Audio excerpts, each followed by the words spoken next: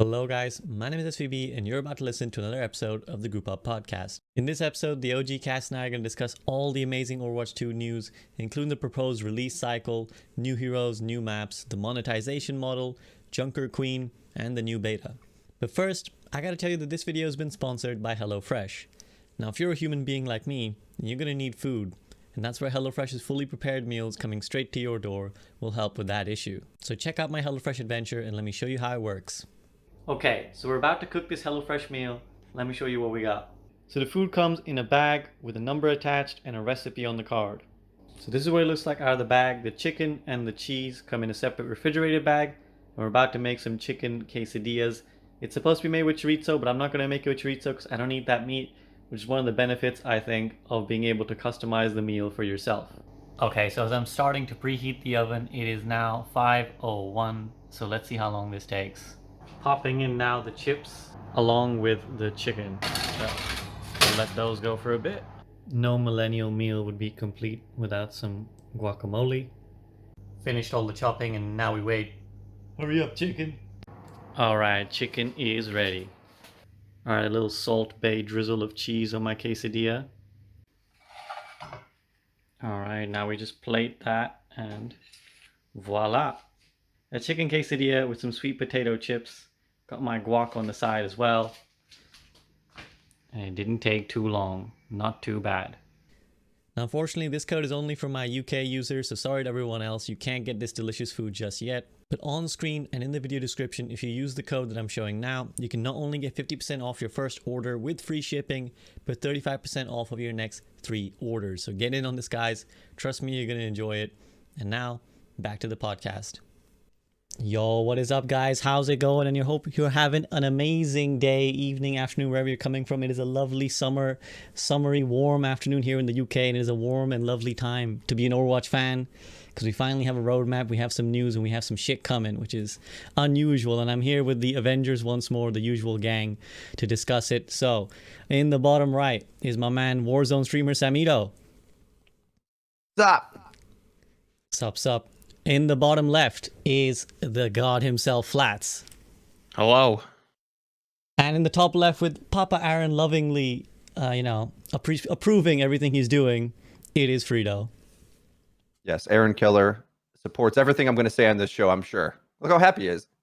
Look at that guy. Thanks. Exactly. Couldn't be mad. Okay, so it is a crazy, crazy time, guys. I don't think any of us expected the turn that came, particularly considering, Sam, I know you left for Warzone, and we were discussing this just a bit before we went live, but a lot of Overwatch creators kind of just thought, who knows when this dark tunnel finds a light. But the light has come. So to start off with, I just want to get your general feelings, where we stand in light of yesterday's announcement, the Overwatch 2 reveal event. So like a 1-sentence or 2-sentence summary of how you feel right now about what was shown yesterday. Samito, go up first. This actually might be a surprise, because we've been talking about this on this podcast for two years of us continuously kind of talking about stuff. I didn't register emotion. I don't know why. I was logically happy, but I feel like that we all kind of expected this for a long time. So what surprised me the most was the release date, not what they were going to do. I didn't expect October, so I was a little surprised at October. I was kind of emotionless about free to play and stuff because we kind of expected it already in your head. It's kind of like when you're a kid and you know what you're gonna get for Christmas because your grandma leaked it, right? It's oh, you're gonna get some socks, and it's oh wow, I'm gonna get socks, and it's I enjoy the socks, they're warm and fuzzy, right? But I also knew they were coming. That might not be the best analogy. So does that was well, whatever. It was something. I liked it. Grandma leaks, man. Grandma leaks. Yeah, you guys get what I'm saying. That was one of my better ones, so I guess. Kind I don't of know. No emotional reaction. Yeah, I was surprised. A little surprised at the release date, but I think we all kind of know what the industry standard is, and it was very clear it was heading that way. So that's kind of what. Jeez Louise, good morning. Good morning. All right, Vlads, did your grandma leak what was happening, or were you taken by a little bit more happy emotion? Well, I have grandma in my chat saying sorry for leaking, so I'm trying not to laugh. I'm trying to hold it together. Damn, grandma.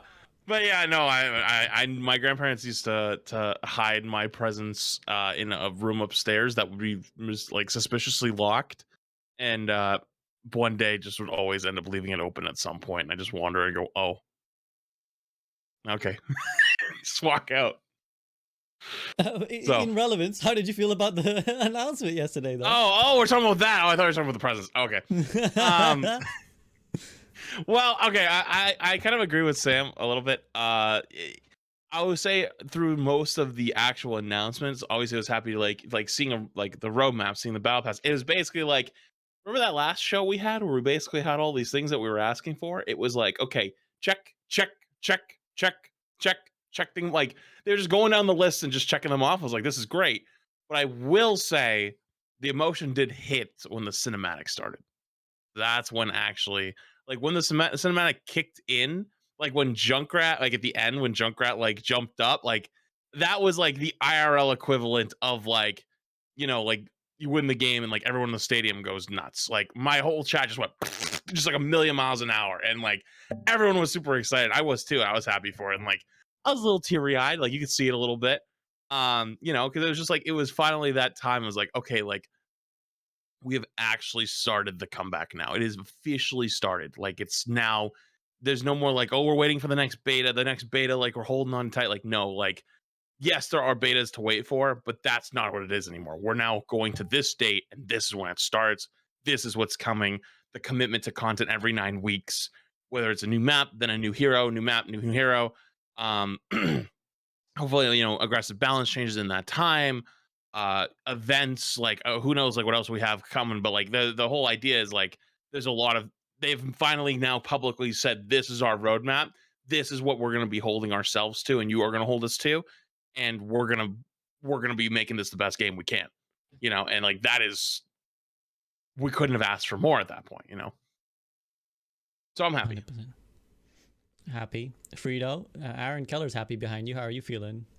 Yeah, he's feeling good. I'm feeling good to finally know the plan. I feel that I try to always see it from the devs' perspective and have been clued into the drama behind the scenes so much more and confident that I understood what was going wrong and pointing to, well, this is probably like the decision from a year ago based on all the external factors we see. They kind of waved by to Jeff. And so I don't have the same expectations that I think I see so many others like players, average players do, which is it's been 3 years, it's just this. But me, I'm like, wow, they did this in a year. Oh my god, three heroes, it's ready, and they're reworking everything, and it's going to free to play in an entirely different strategy. And they talk about like the decision to move the very large, like it's like changing a ship, right? It's like you got to go a few degrees, but it's like they like pulled a 90-degree turn, like basically. So I'm impressed, and the amount that we're getting and the plan seems sustainable. I think I can't really say I would want more. Like I think there's a big community sentiment that they wanted the big release with 6 heroes and PvE dropped all at once. But for me, as an active player who wants to keep going, I don't know if I want 6 heroes at once. It's like if one hero is like meta redefining, and I think having that more continuously and spread out is like these are all exactly the things I want. So I'm struggling to deal with how I feel about it and what I think is the right call, and while also seeing so much cynicism on the internet where like, well, this isn't what you planned for originally. This isn't what we wanted, and so I'm kind of confused about that. Actually, before we go any further, I just want to like really fast off of what you just said. I'm kind of in the same agreement, and we're definitely in the minority of that. Most people are really upset about the heroes thing, right? Like there's not enough. It's only 3 heroes in 3 years. That wasn't even like the old schedule, all this other stuff. But like, let's say in that universe, it's true that yes, it's only 3. They're also having to have a new hero every 18 weeks because every 9 weeks is new content, a new map, then a new hero. So every 18 weeks is a new hero. That is the same schedule just about as Apex and Valorant. And I would arguably say, maybe not for Valorant, but at least Apex, heroes in Overwatch are way stronger and more impactful in their kits than in Apex. Like Apex, yes, the heroes matter and like there's meta picks and stuff like that, but not to the level of Overwatch. Like Overwatch, like their whole kit is the hero. It's not like, you design their abilities and the concept of the hero. No, like you need the guns, you need the damage, you need what they can do, how do they deal damage, how do they interact with the rest of the cast, how do they interact with their teammates. Like, there's a million other things. The fact that they're committing to that, like, you almost wonder, is there a landing strip that they've had that like they already have like 4 or 5 heroes ready, or like they're working on actively, but they need that extra landing time while they release the game so that they can keep working on the next heroes down the line. You know what I mean? Like, it's kind of I don't know if it's even possible to design a hero in 18 weeks. Like, in Overwatch, it's really complicated. So I love the 3 heroes release. I think it's great. I agree completely, and I think this is the opinion of anybody who like properly understands the game. And also, I'll say another thing to add on to everything you just said. I think people don't realize that every time there is a new hero, it's like it's a new game.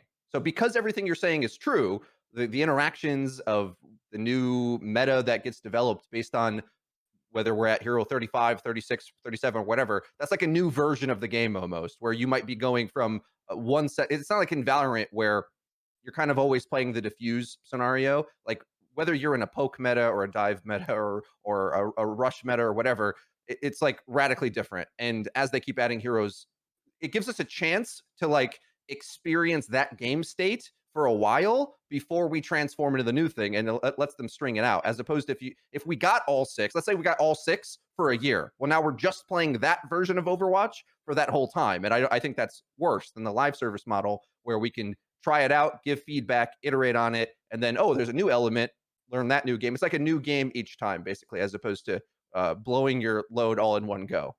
That's always a bad idea.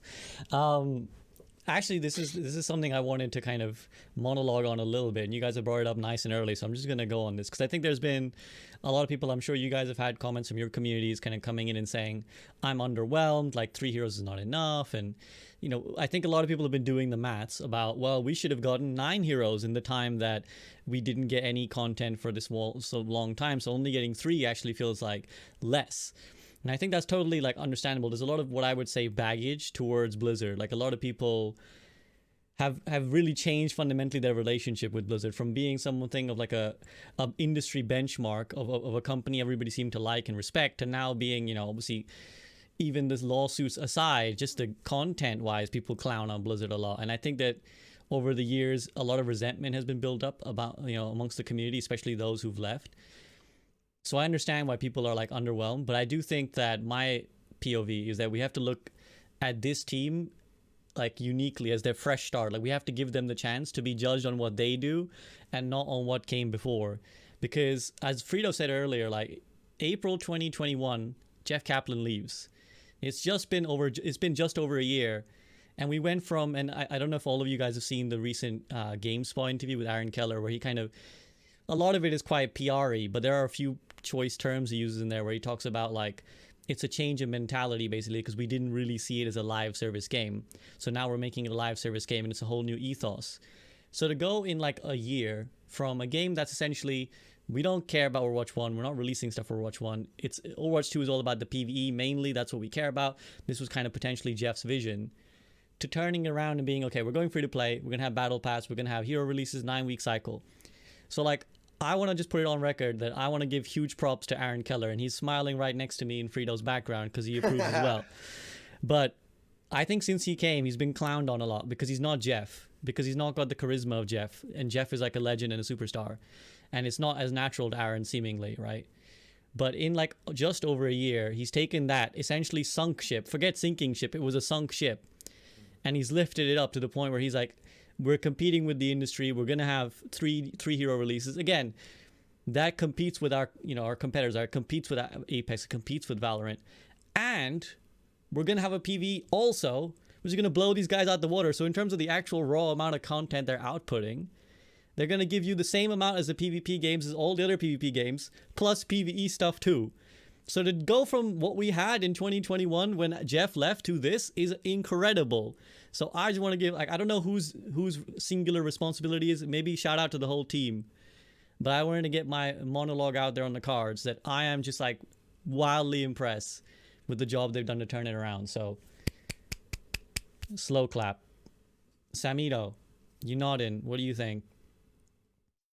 I think I agree with you guys completely. I think Three Heroes is fine, and I also think that people are misunderstanding what October 4th really is and what the actual timeline is. We talked about this at some point last year when we did the Great Jeff debate, where we kind of talked about, hey, usually people are expecting results right here, right now. When there's a big change in leadership, it takes about a year. Dude, time flies. I feel like I just blinked and all of a sudden we're here a year later, right? Like it's just hit me right now. Mhm.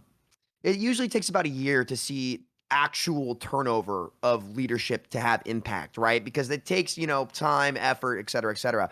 I think Three Heroes is fine. I don't think it should be more. And what October 4th really is, it's the starting line.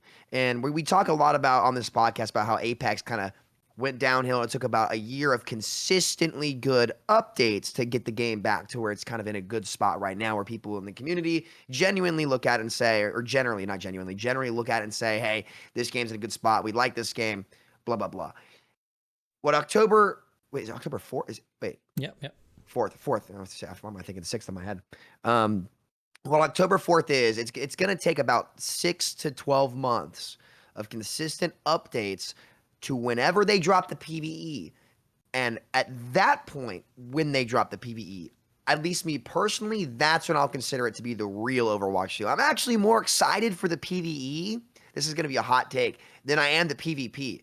Mostly just because it's a personal thing. Like, I've played so much of the PvP. Like, I feel like there's not much left for me to personally want to do other than to kind of just go through the motions and enjoy what's there. In terms of new stuff, as someone who loves Borderlands, can we talk about how much Junker Queen's thing was Borderlands-esque? I love that. That was my favorite. That one and Sigma's might be my favorite. I felt like I was watching a Borderlands trailer, and Borderlands is one of my favorite series of all time. They actually have a Roadhog Easter egg in Borderlands 3. I don't know if you guys knew that. There's a Nice. what's his name? They have a little mob, whatever. I won't go on about it. But no, I think that their schedule's good. I think Aaron's done a great job. I like Aaron. Like, he seems like a every time that I've seen him, he just seems to be like a very straightforward guy. And I don't get why people are clowning on him when he's the one who pulled the ship out of the giant iceberg that the Titanic hit when Jeff was navigating. Dude, I love this analogy, the Titanic. Oh, It's just so facts, good. though. Listen, and here's a tough pill that the gaming community has to accept. And I love Jeff Kaplan. I think he's a great guy. He's a legend in the industry. He did so much to get gaming to where it is nowadays. But the reality is, when you're the boss of the project and if you're the captain of the Titanic and you hit the iceberg because because you think that you got it the right way and it doesn't work, you're still responsible for it, right? And now they're able to break out of this shell. I think that Aaron and I really John Spector too. It kind of like this. A lot of this has John Spector vibes too. I'm not gonna lie. Like this, like the way that this stuff's coming out, the way that we quickly do a 180. It's got that go-getter kind of energy, and it seems like that's the whole team's vibe right now. I love that stuff. I love the fire in the belly. They said that they want to show, Scott Murphy said that they want to show what the team can do. It's going to take 6 to 9 months of really showing us what they can do. And then I think that's when we'll see the real Overwatch 2. It's not going to be immediately, but it's going to take 6 to 9 months, in my opinion. Yep. And I'll quickly frame this question because Samito's kind of brought on a couple of good points that I wanted to bring up. And Freedo, I know, appreciates the Titanic analogy, and I want Freedo to kind of elaborate on why. But this was going to be my controversial question anyways, and Samito, you kind of alluded to it. Was Jeff the problem? Was Jeff stopping all of this from happening? Yes. He was in charge, yes. Whether he's directly responsible for it, he's accountable for it, regardless. I'm going to say yes. Freedo? Not enough of the solution is maybe where I'll go. The thing is, I have too much personal bias here that it makes it difficult to be objective based on what, like, I think there's a lot of creators that know this, but maybe the public doesn't very well. But I think, like, when there's a BlizzCon panel with lots of journalists and a few creators, and Kotaku or whoever is asking softball questions that were in the presentation themselves, and then an annoying creator comes out while they're trying to market Overwatch 2 in 2019 and get us all hyped about that to maybe distract from the other PR fiascos they had. They had so many, I know it's hard to keep track. Yeah, but yeah. it was believed that's why they were front loading and saying all the things they were working on. And the Lorax comes out and says, yeah, what about the trees? What about us right now? What about power creep? Power creep is a player perception issue. Oh, well, thanks for that answer. Oh, sorry. I'll just yeah. So I'm trying to combat my bias about that. But anyway, my experiences with this directly have not been productive. That's what I'm trying to say. And comparatively, now it feels entirely different. So for me personally, it's hard not to raise questions at least. And can you, before I go to Flats, can you quickly elaborate on the Titanic metaphor? Why you were kind of like, oh yeah, this is a perfect term for it. Yes, and I tweeted this yesterday because I just, again, I want to be somewhat evasive about this subject. But the reason why the Titanic metaphor is so wonderful is because everyone now knows it as the ship that crashed. But the significance of this story is that they built it thinking it was unsinkable, right? It was the hubris that allowed them to crash because they thought they like engineered an unsinkable ship, right? So if you, as a studio, think that you are just so hot that the blind spots or something's wrong with the rudders or the power creep is raising, the tide or whatever, and it's like, don't have to deal with that. That's not my problem.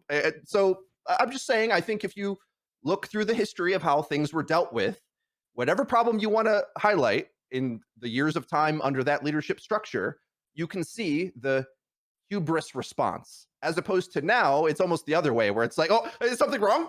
Sorry, gaming community. Oh, is Zen not good enough? Here's a bunch of stats. Here's one. Please just play Zen. Please play. You like Zen, right? Please more stats. He can actually kick you across the map, right? Oh, Zen's got 2 kicks. He just is flutter kicking, bicycle kicking everyone away. Support's way fun now, guys. Come back, please. Play the game now. So I almost like I want to like defend them the other way, because in the years of time at the start of the game, some of you guys in this call weren't here when the game launched. It was kind of just me criticizing them, and it was unpopular to do. Like it's so weird, the Twilight Zone difference of after all these dramas that Blizzard went through and the fanboyism they had, because they really did have it all. They had whatever they wanted. And you could if I raised the hand and was like, oh, the group finder isn't going to be used at all, it's really bad. It's like, boo, they gave you what you wanted, but I'm like, it's not going to work. It's not good enough. And I'll tell you why. There's 100 reasons why it's not going to work. They solved solutions like that where it was like short-term thinking, and they wouldn't allow a deeper analysis of the issues, right? So everything was always just little bits and pieces and patches. And now years later, we're getting this out that's like, I mean, I didn't read this interview that you're mentioning, SV, but this was what the leak had said, that they weren't really, I gotta read the exact language on this because I don't want to misquote them, but there was that leak talking about the leadership differences between them. And I think we brought this up in this call, that they didn't think it was a live service. But weren't they calling it a live service then? What do you mean you didn't think it? You sold it as if it was. You made it seem like it was. And that's ultimately what I get back to my start of this entire conversation. I don't begrudge anybody that had the rug pulled out from under them being mad now. Like, why isn't it 6? Yeah. Why isn't it?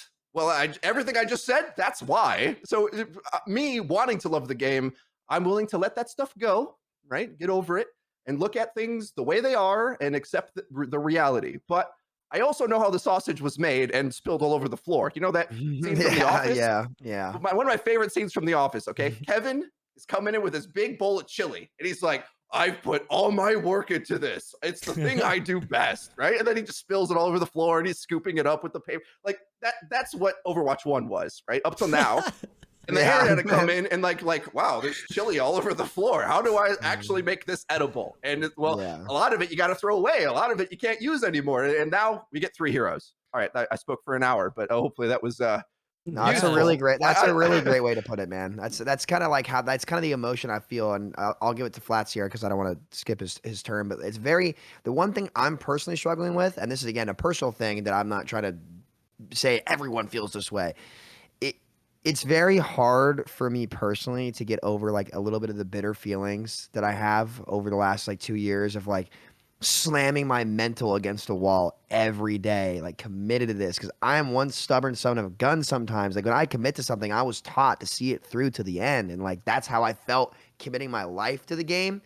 And like it's tough to take that step back and be like, okay, all the negative emotions and the stressful nights, the sleepless nights, whatever they may be, I'm sure we all had them. Let's get past that, right? And I guess that's where friends come in. So yeah, go ahead, Flats. Sorry to cut you off there, but Which one do you want me to start with? Do you want me to start with the Titanic? You want me to start with the Sleepless Nights? Or are we talking about Jeff? I don't even know what this. We can point. go all the Go way back to nuts. grandma as well if you want to. We got so Oh, I many can go all the metaphors way. thrown out. you can't wait 2 seconds, man. So yeah, I mean, take your pick. Just feedback off anything you think. I'll just catch up quick. I can't really speak a whole lot on Jeff because I wasn't a creator back then, during those old days. But I will tell you, as someone who came in very late in that era, I didn't get to see much, but I got to see a little.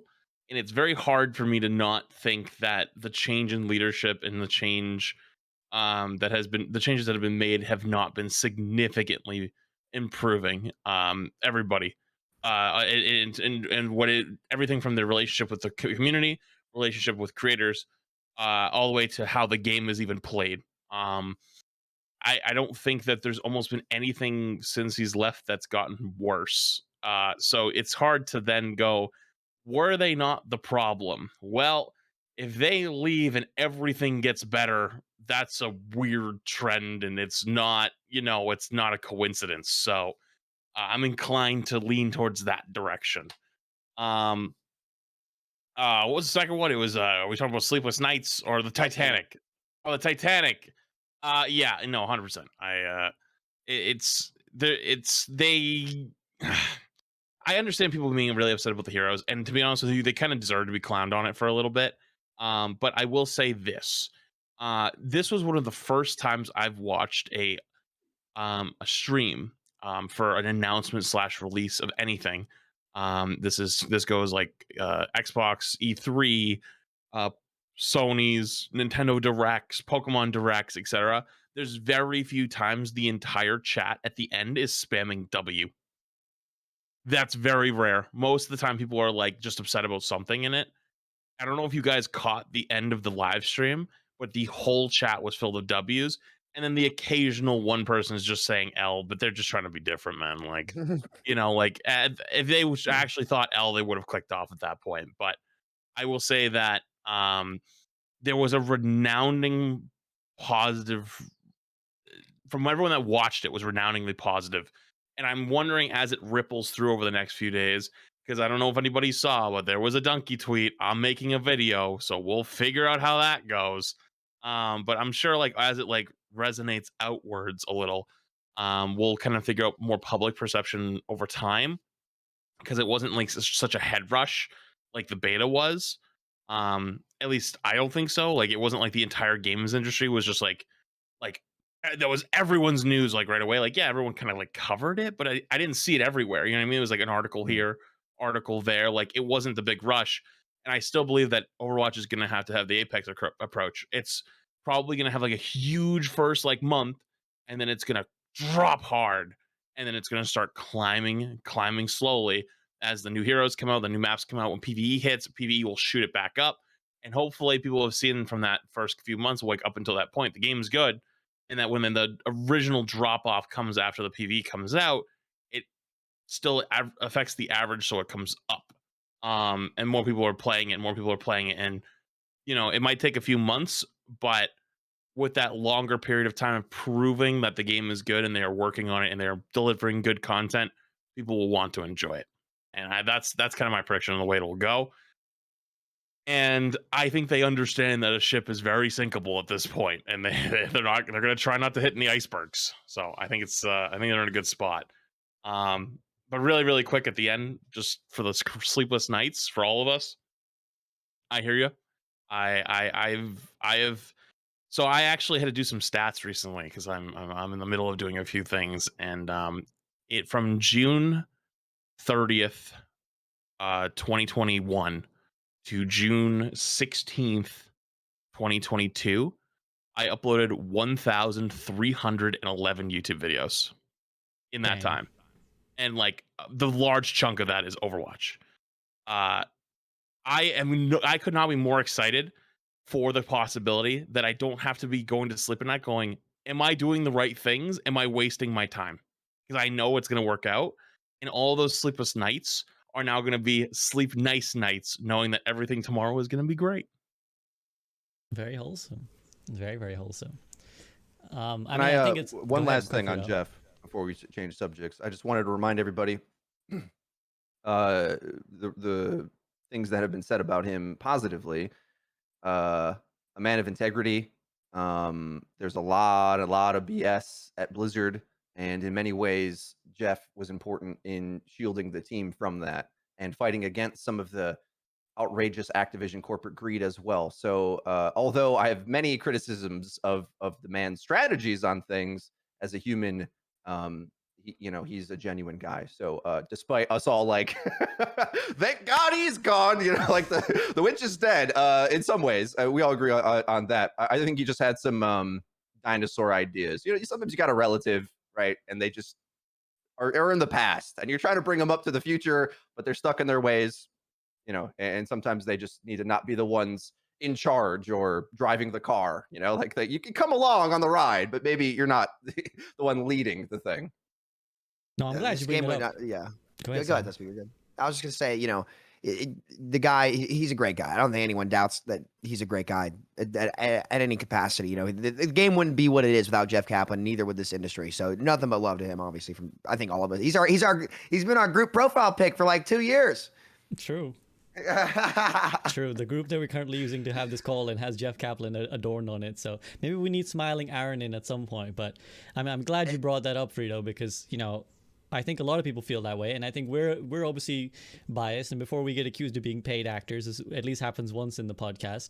A lot of people aren't huge fans of the free-to-play model, and a lot of people really do appreciate how much fairness Jeff Kaplan brought to his monetization model and how much value your one purchase Overwatch got. And it's not to be forgotten that there's a whole swathe of people who believe that that's a better way of doing it. Now, us as people who actively work in the industry, we can't help but look at the competitors and say, well, seems like they're doing a lot better. I don't know about you. I think we should do the same thing. But there's a lot of people who feel like, that was the right call. And again, the way his colleagues talk about him, kind of in the same worshipful terms that a lot of the Overwatch community still talks about him, is like, yeah, just an absolute legend. So nothing bad on a personal front, but as sort of, again, as professionals here, we have to look at the output and say, actually, we think that wasn't the right call for the business. So that's that front. But speaking of the monetization model, we kind of have gotten the free to play, and we've kind of gotten some, not a full elaboration, but an idea of the battle pass, the charms, the cosmetics, the mythic skins. So is there anything in there that kind of is particularly interesting to you, or are you guys just kind of like, yeah, I mean, that's standard industry stuff, looking for a bit more information, but was there anything that kind of surprised you, or anything that you guys are like, this deserves some highlighting, what we saw here? I'm going to open it up to the floor if anyone's got anything. A lot of people seemed unimpressed with some of the items, and I wonder if they're done yet, because a lot of the battle pass images seem to be placeholder, and maybe they're not. So I'm unsure how I feel about that. What we don't want for sure is to feel like there's a lot of filler stuff, and it's my expectation that we won't have that. But if we do, then people are going to be upset. So I surely hope that's not the case, and that's being improved. Like, how do you promise such a large number of cosmetics and expand your dev team and not do that for Overwatch? And maybe I'm just too in love with the IP or something, but I just think like the writers of the lore and everything put so much work into the characters, and like, for example, they mentioned Junker Queen named her dagger, for example. It's like when you have things like that where it's like, well, what does that say about the character? Well, maybe she has sort of she has like a deeper relationship with how she expresses her combat, and that elevates her over, like, Mercy wouldn't name the staff something else. She's like technical and thinking and a doctor, right? Like, these are different personalities. And once you have characters that have such personality, you would think that you can make cosmetic items or emotes or something that feels suited to them.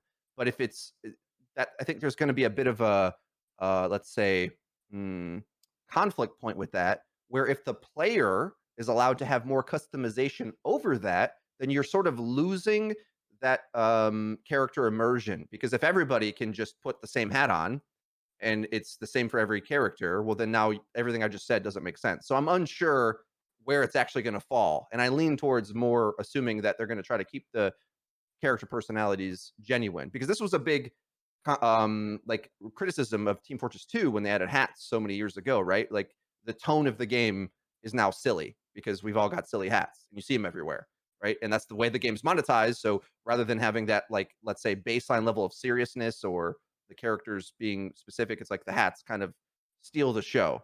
So are we going to have that goofy cosmetic game where that's like all over your screen and you can't ignore it? Like, I think people would dislike that. Yeah, it's a fair point to bring up because there's customization and there's over customization.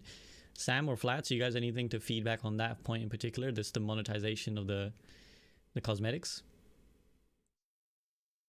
Well, I mean, for customization, I mean, I think they only alluded to that Genji skin that they showed is the only one that's truly customizable.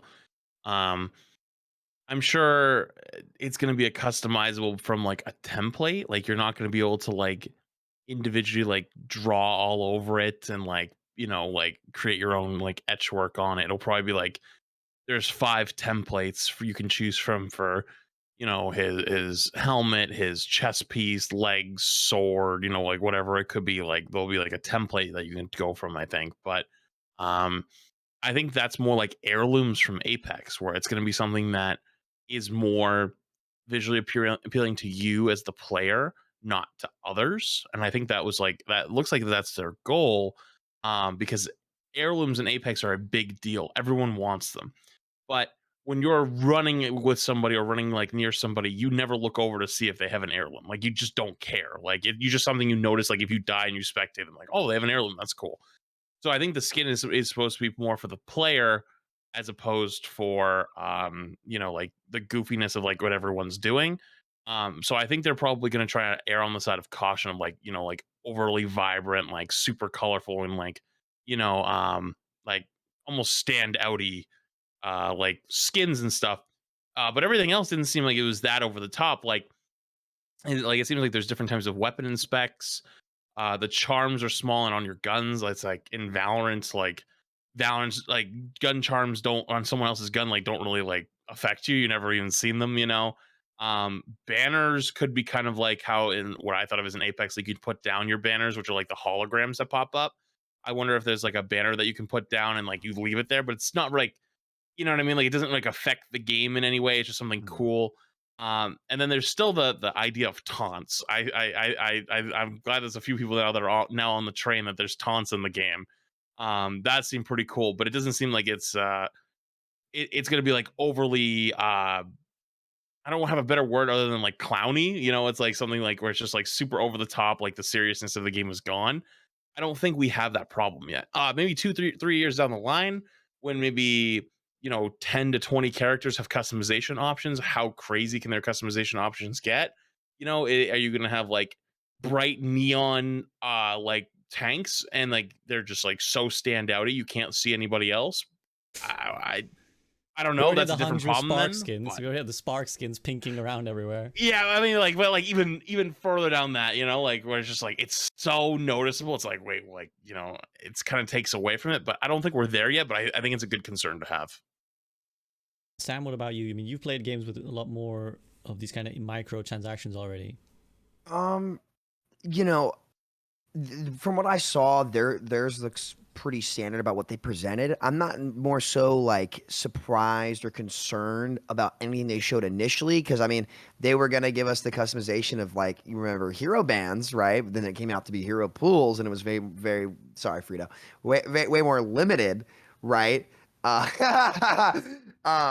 like that looks very standard, and I think especially when it comes to designs, Blizzard is very hands-on. So I think they'll give us some control, but the main thing that I'm more interested in, I'm wondering if they'll do like in Warzone, I see the armored Titan running around all the time, and I'm like, dude, get this kid out of my game. Like, I'll be like, this guy's running around like a Titan, like, and I'm wondering more so if they plan to do collaborations with other bigger projects similar to Call of Duty, similar to Fortnite and stuff like that. And that's the potential. Because look, like these companies and these people, like they think ahead. Like I'm trying to think the way they think because there's no way that that's the only thing that they have up their sleeve. Like I think that's a big part of like kind of learning and understanding not even business, but just life in general, is like think about the people who are in charge and how do they think.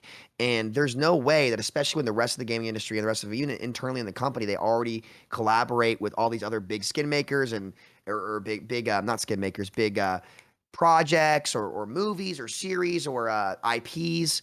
And I'm more so concerned about what comes after the fact, right? Because this is just a template to do more. I'm curious what more actually entails rather than this was what was shown was very standard. So I wasn't really concerned about that at all. Mm-hmm. Any thoughts on that? Because I have something to ask as well. Freedo Flats. No? Well, so what I was going to ask is that there is one area of concern. I agree, Sam. I don't think they're going to go overboard on the customization. Like, we're just starting, and the mythic skin seems to be the only thing that are customizable. There's only even one announced at the moment, so presumably there's going to be like one a season, maybe more as they go along, but it's not going to be a crazy amount. So I don't think, at least for a while, we'll see a bunch of people running around with a bunch of customized skin, which is cool. I think they should be exclusive to some extent. But there is a lot of concern amongst people of the sort of just switching to the Battle Pass formula. A lot of people have come into my chat and my comments to say, I'm actually really upset about the Battle Pass formula because I think that I like knowing what I can get, and I like knowing that, okay, if there's a new event, these are the skins and I can buy them with coins. I don't like a Battle Pass where I have to play X amount. What if I can't play that much in the season? Do I lose the chance to buy the skin? I'd rather just pay up front and get everything and know it. And I can see Flats winding up, so I'm going to let Flats answer that question.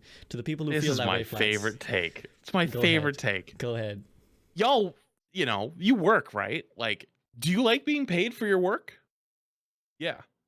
So what we currently have with our Overwatch system is a game we paid $40 for 6 years ago and have got nothing but everything for free since then.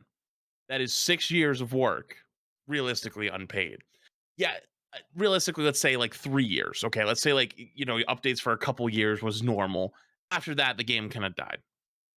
They still pumped out the skins and you never had to buy them. Yeah, they had the Overwatch League skins, but guess what? You could watch Overwatch League streams and get them for free. You could get, there was like, there was giveaways on Twitter all the time. There was a million ways to get tokens for any of those. You never had to put a single dollar in. And get even further beyond. People say, oh, loot boxes, which, by the way, it actually irks me. Like, actually irks me when people like talk about loot box systems and how like predatory they are, and they talk about the Overwatch system. Do you know how many of us have literally tens of thousands of loot boxes sitting there? I stopped opening mine a couple months ago. I have like 500 or 800 or something like that, like somewhere in that range. I think Emong has 3,000. Like, it's in like, I think Jay's got like 2,500. Like, I can only imagine how people like, if like XQC never stopped playing, he'd probably have like 6,000 or 8,000 or something. It is literally the freest system of all time. How you don't get every skin in Overwatch is genuinely you don't play the game. That's it. Like, at all. If you just don't play the game ever, you won't get the skins. And I hear the argument, like, hey, I want to know what I can get. And I totally like, understand that. And most games have a free battle pass and a paid battle pass. The free battle pass is a way where you can earn like items like through the game. So you still get skins for free. And a lot of times, actually, they're pretty good about it. And you can start to own like the currency, right? That currency can then be used to buy the battle pass later on. Then when you buy that battle pass later on, guess what? If you keep playing throughout the battle pass, you earn more currency and you can buy the battle pass again the next year with that currency. As long as you play the game, you literally never have to spend a dollar, and you get everything in the battle pass for free. But that's the point. You have to play the game. If you don't want to play the game, why do you think you get to deserve all the skins in the game that someone else's get to work for? Guess what? That's not how the world works. And on top of that, too, if you do want those skins, right? Like, let's say not even in the battle pass, let's say outside the battle pass, because I'm sure there's going to be skins outside the battle pass. You think you deserve those skins as well, just for free to you? Why do you get them over someone else that wanted to pay for them? Like the artists that work on them, the company that makes them, the reason they have all of the system in place is so that They want to make more content. I would rather have more content than I can pick and choose. I'm like, I like that skin, don't like those 10. Oh, I like that one, and I like that one. I'll buy those 3 this season. The other 50 can fuck off. Don't care. Don't want them. Guess what? I got 3 skins I really, really liked. That doesn't make me entitled to the other 50 because I didn't want them. I didn't want to pay for them. Guess what? I can choose not to. And you can too. That doesn't mean you get everything for free. That's just nonsense. That is genuine nonsense. Like, we have been coddled so much as a community at this point to just like, we deserve everything for free. That's why we have no content. That's why no one wants to work on it. Like, nobody wants to do work for free, and the company's going to be the same way. They're not going to put resources into a game that makes no money. If the game makes a lot of money, guess what? That's why games like Fortnite have all this content, and they have new seasons, and they have collaborations with Dragon Ball and Naruto, and Sasuke is running around and all this other shit. How do you think that happens? Because those guys go, oh shit, this is really profitable. So we can make more fun stuff and make more fun content because people are willing to pay for it. Guess what? I like to understand that in our society, if we enjoy something and I want to pay for it, I will acquire it. If I don't want it, I won't pay for it, and someone else can enjoy it. That's how it is.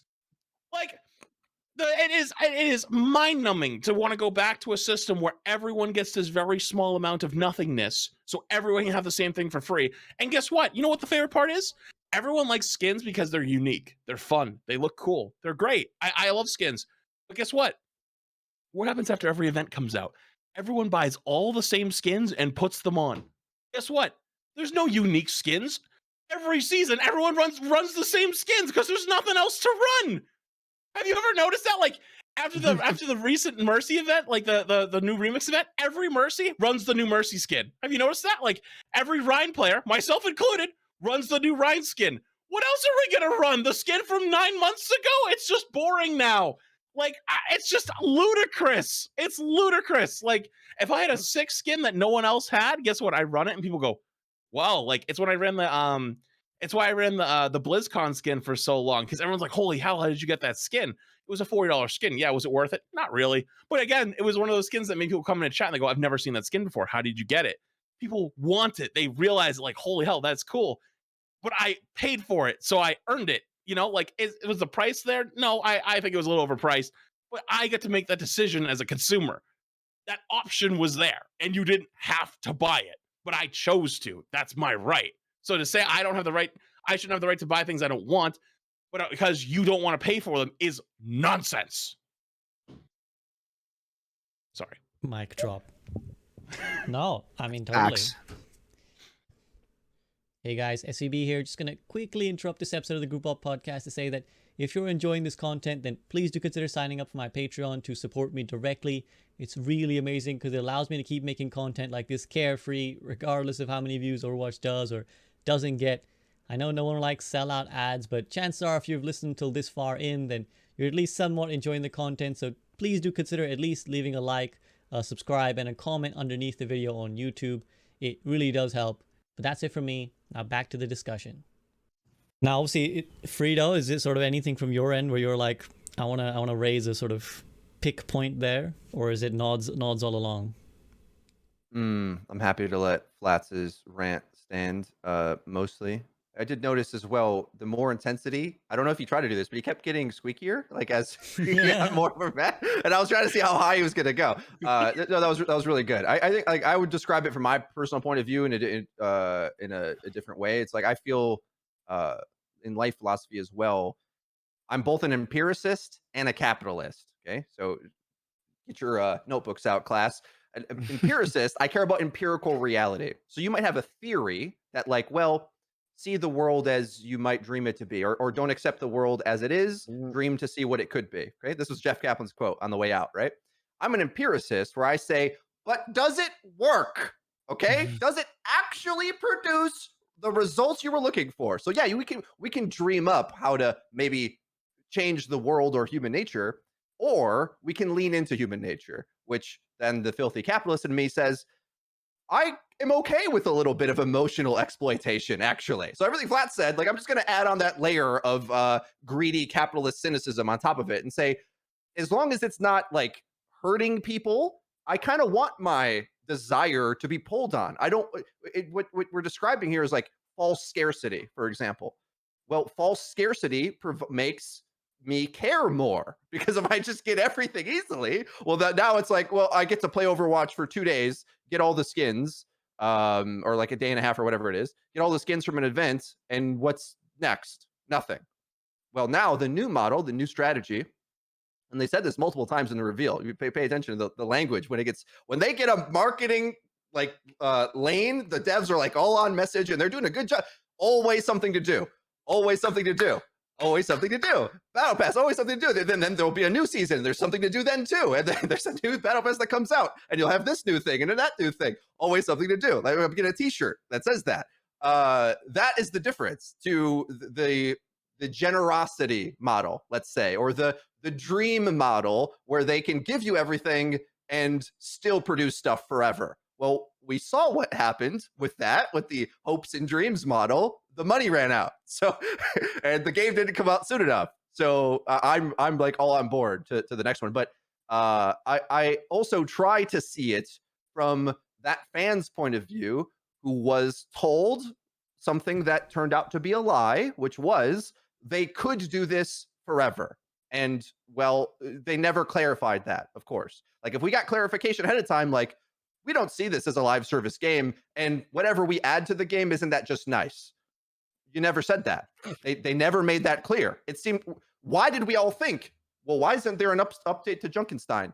Well, because the way the game was ran was, if we have time for it, we wanted to test. Like everything was in that model, and that dream model was, let's test an idea, right? And this is very good for engineers or people who try to think from base principles, or creative types, where the entire concept almost of the PvE content came from that big archives mission first, or really Retribution, I think, was like the second one that got much bigger, and they expanded it and felt, well, what if there's different characters that you play against, and like mini bosses and the interactions, like what's the test case? And they're like, okay, now let's take that idea and expand it out.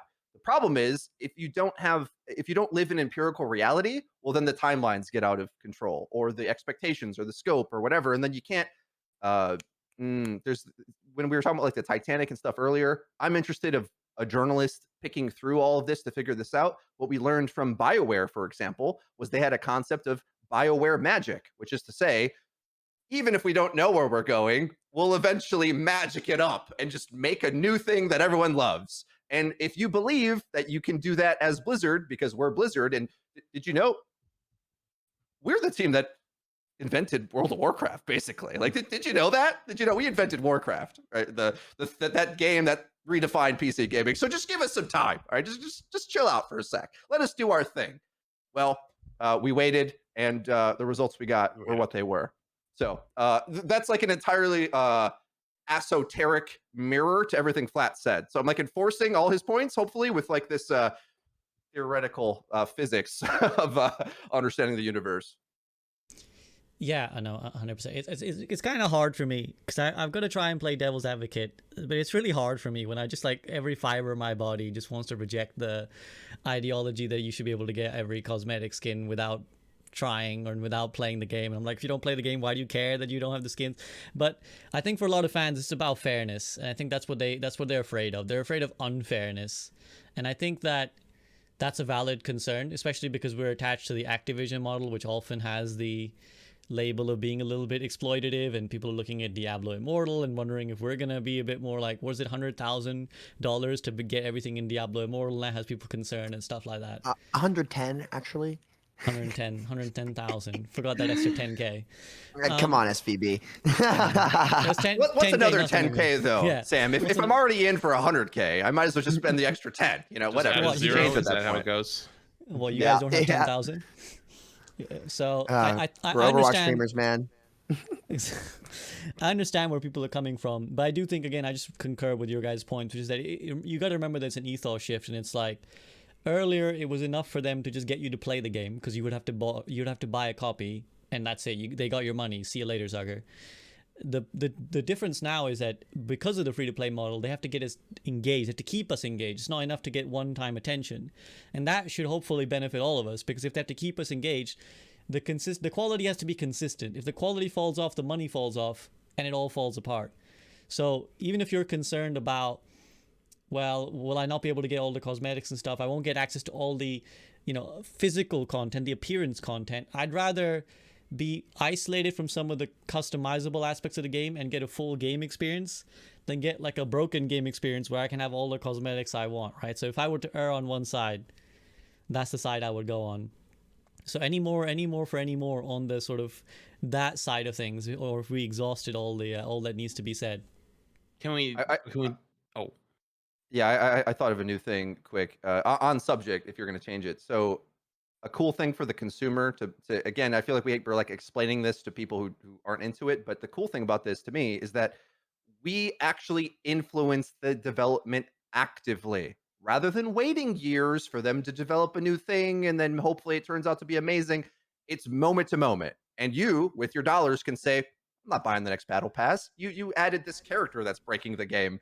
Oh, the money's drying up. Remember the whole like, here's stats for Zen. Remember that impulse? Well, that's what we get now. And now if they screw up the thing, or the battle pass isn't good enough, or the PvE is underwhelming, or whatever it is, that money stream they're depending on to continue the development is it actually goes like this, right? And they have to respond to it, as opposed to the Dreams strategy where they'll say, well, just let us build it up bigger and then drop it at once. And well, that's not the world we live in anymore, and I think that's for the better. Flats, what were you gonna say? I mean, I 100% agree on that. But I understand like the people strife with it, right? Like, but can you also look at the other side really quick, like the good side of PvE? I mean, sorry, not PvE, free to play. Free to play, yeah. Consider all of the new players that are able to play. So, like, let's say Overwatch has been your favorite game for the last 6 years, and you're upset that you don't want to pay for all this stuff. Which, by the way, I'm very confident that you'll be able to start earning. Not everything. You won't earn everything, but you can earn what you want if you actually play the game a lot. But consider this. Do you have friends that play other games? Do you have friends that you've always wanted to play Overwatch with and you've never been able to? Well, now there's that opportunity for people to play Overwatch, and they have zero there's zero backlash. Barrier. If I wanted to play, there's no barrier to entry anymore. If I wanted to play Valorant, right? Like the way I played Valorant originally was some of my IRL friends were playing Valorant a lot, and they were begging me to play, and I was like, nah, it's not my type of game. And eventually I installed it. I played a couple of games and I got off. That was it. But then I went back a few different times, like over the span of like the year, and I'd play with them every once in a while. If I had to buy the game, I probably wouldn't have went, like there's no reason for me to go, because why am I going to spend $20, $30, $40, $60 on a game that I'm literally never going to play anymore? I'm only playing because you guys have 4 and you want a 5 stack because you don't like playing with someone who's random, and always it's like because they play like silver, they're not very good, they're trash. But like they don't like to play with someone different, like they want to stay as a group. And I'm like, okay, fine. Like, we like getting pulled into it. You can do that with your friends now. You can have people come play the game and try the game. And even further beyond that, you have new people that are playing the game and trying the game all the time. And if you're someone who's a fan of something like Overwatch League, this is major for your Overwatch League fans as well, because there's places in the world that just don't watch Overwatch League because people don't watch esports of games that they don't play, right? Like games like CSGO have become so big around the entire world, being as old as they are, but going to free to play, they even access new markets that they hadn't been able to get to before. The games like Fortnite and stuff like that, like people that are from regions where $20 or $60 US is a lot of money, now can play the game, right? Like you're shifting from this smaller, local almost market to a global market at that point, where you're expanding your player base tens or hundreds of times over. That improves your queue times. That improves the way you get to play the game. Of course, then people go, yeah, but then there's more cheaters and smurfs in my game. But I hear you. But have you heard about what they're doing? To play Overwatch 2, period, you need to have a phone number connected to your account, and it has to be a certain type of like registered one. I don't remember there's a term for it, but basically it can't be like a WhatsApp number. It has to be a registered landline, like not landline, a registered phone number, like a legitimate phone number, to use that account. Post verified, it's called. What that means is that they're trying to actively cut down on bad actors and people that are cheating or constantly toxic and stuff like that. They're hearing you. They hear you. And this goes back to what Freedo said. If the money starts to dry up, they gotta move. So this gives you more power than you've ever had before. I understand the stripes with it, but give it a chance, see what happens, because right now in our current games market, especially PvP games, this is the best model because it causes them to react to what the players want. We don't sit here and have to deal with Brig for 2 years as high level players. And low level players, if you guys are struggling with another issue like smurfing or something like that, you stop buying skins, you stop playing the game, they have to react as well. The results disagree with people's opinions if they are against it, and across the entire industry. And a big thing where anytime somebody mentions more Smurfs and more cheaters, that's actually not what is put into practice. We've been asking for phone verification for years because it's in top 500 right now. You cannot be on top 500 leaderboards if you are not cell phone verified, right? So the argument that you will run into more cheaters is actually not true because it's hard to get more accounts. You have an influx of natural, new, actual players, and not to mention Warzone, which had the biggest cheating problem in gaming history, right? Multiple cheat rings were busted in China that were evaluated at $750 million. And 2 years later, Activision has figured it out. Right? There was a lot of lawsuits that came out that made these companies shut down. They had their new anti-cheat Ricochet, and I used to get cheaters every game in Warzone. It was bad. There was a game where probably 3 out of 4 games there was just a blatant hacker, and we would probably win maybe a third of those, right? But we just kind of stopped playing, and it really forced them to figure it out. And a year and a half, 2 years later, I don't think I've seen a cheater in months. Maybe 1 or 2, and they solved it, right? So, I mean, the one frustrating thing about it, whether it be from cosmetics, people mad about $40 for guaranteed beta access. It's dude, y'all don't know how business works. If you want good stuff and you want a good product, it has to make money. The best businesses set it up so that it's a win-win-win for the company, the consumer, and I don't even know who the third party was, but regardless, I guess us too. Yeah, and then the content creators, it's an ecosystem where everyone's winning, and those are the most successful products in the world. So listen, you're entitled to your opinion, but your opinion does not outweigh the results, and that's all there is to it. One small correction: $40 for instant beta access. Oh, sorry, everyone, there is guaranteed beta access if you sign up in time. It just might be in the last group. It's a great business model, and one thing I'm not going to sleep on them for. It's been 6 years, so we all forget just how revolutionary Overwatch's cosmetic system was when it first came out compared to the rest of the industry. There's a good chance, and I'm not exactly sure how they would do it. I wouldn't be surprised if we see an even better battle pass system than every other game title has had out there, because they did it once, man. It's easy to forget it, but we'll have to wait and see. I'm going to add on top of Freedo's clarification, at the risk of sounding like a shill, it's also a copy of Overwatch 1 Legendary Edition and the Battle Pass in Overwatch 2 and a bunch of in-game currency for that £35 or $40 or whatever it is for the thing. So it's not just it's not just for beta access. Now I think there's always going to be a drawback of every system, right? And I think that we can't realistically please everyone. So for example, the phone verification, a lot of people said, well, I don't want to phone verify. Maybe I don't have a phone, or maybe I just don't like that privacy invasion. Well, unfortunately, somewhere, my retort to that would be somewhere the line has to be drawn. We want to combat Smurfs, but we don't want to make people verify their phones. We want to combat cheaters, but we don't want a system like Valorant where they install a thing on your computer and have it running all the time. And it's at some point there has to be a compromise, there has to be middle ground, and something has to be lost and something has to be gained. Either we have to bite the bullet, because basically the more barriers to entry you put in the comp, the less likely Smurfs and alts become, right? Because it becomes harder to make that extra account.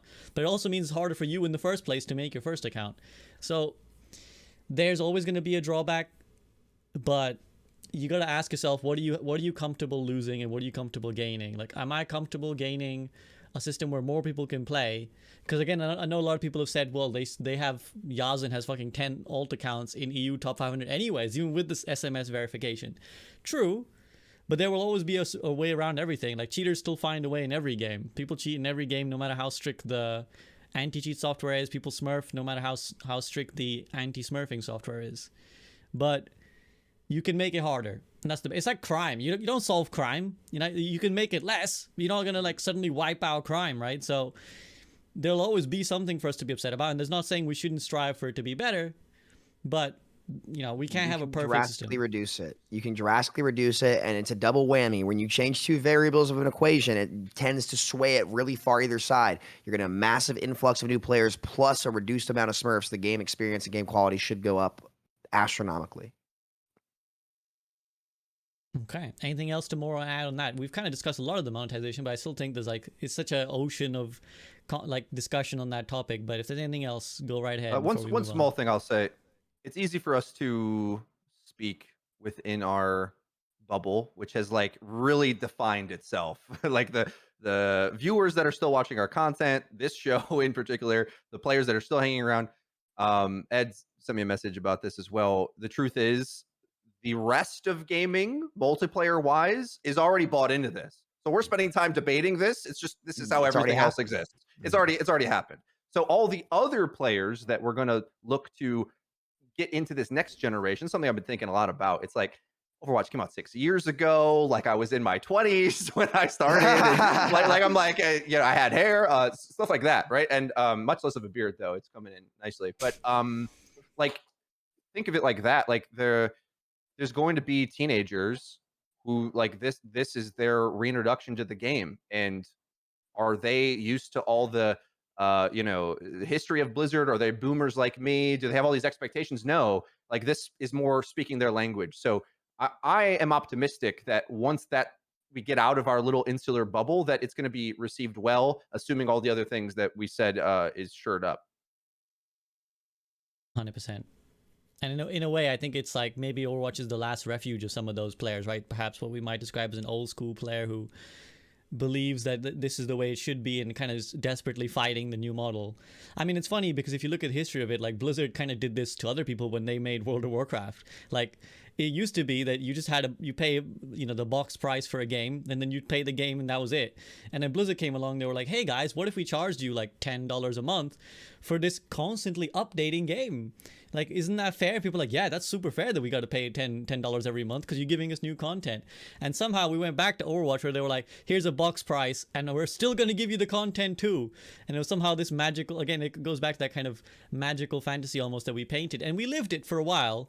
Then our competitors came along with a better formula and, we had to change again. So I think that's just how it goes. It's the nature of the market. It's the market changed, a better model came along, we adapt or die.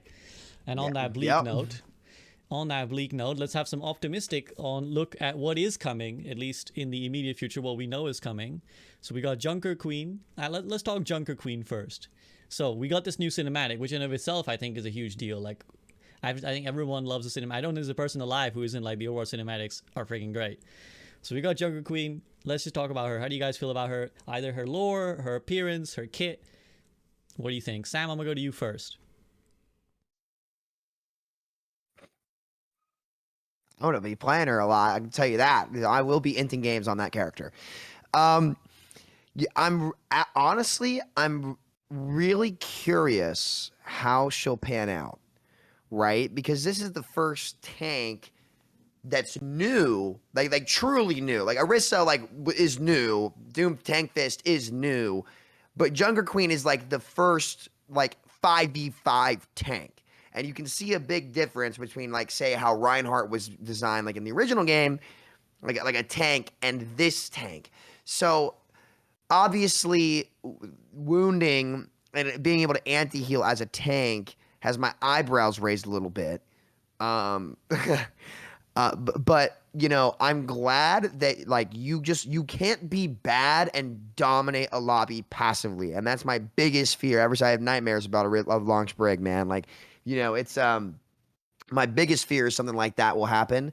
But it does not appear to be the case with Junker Queen. I think she might be a better version of Doomfist, but I can't quite tell if she's going to be a dive tank or a rush tank. I think she's going to be competing for more of that rush tank spot because I don't think that she has much vertical mobility like a dive tank kind of needs, a Winston or a whatever.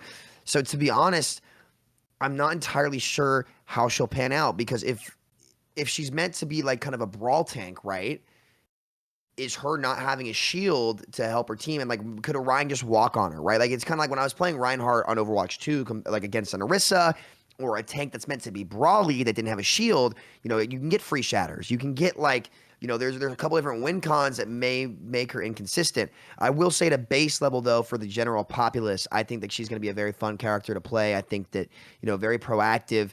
She's going to have, I think she's going to have a very, very long-term learning curve in the same way that I think that it took the community a year or two to really learn what Doomfist was capable of in the DPS category. I think the same thing is probably going to be true for her. And like, you're going to have to learn the text, the setups. It's going to take a little bit of time.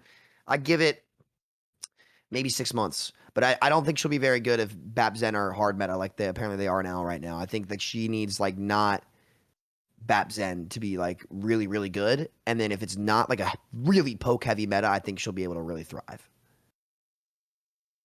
Yeah, it feels like she's... Go ahead, Freedo. All right, there was a gap there. No, you go.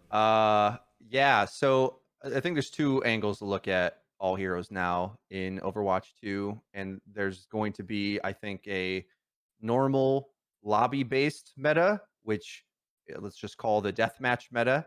And then there's going to be the I understand the teamwork of the game meta, which is in either pre-mades or high-level competition. Now, you might say that someone existed in Overwatch 1 as well, but due to the RPG stats and the natural synergies things had, you could kind of just put two shields together when it was good or something, and kind of it was a bit of paint by numbers with the team comps. In that same way, a character like Orisa, a lot of those average players thought she was amazing.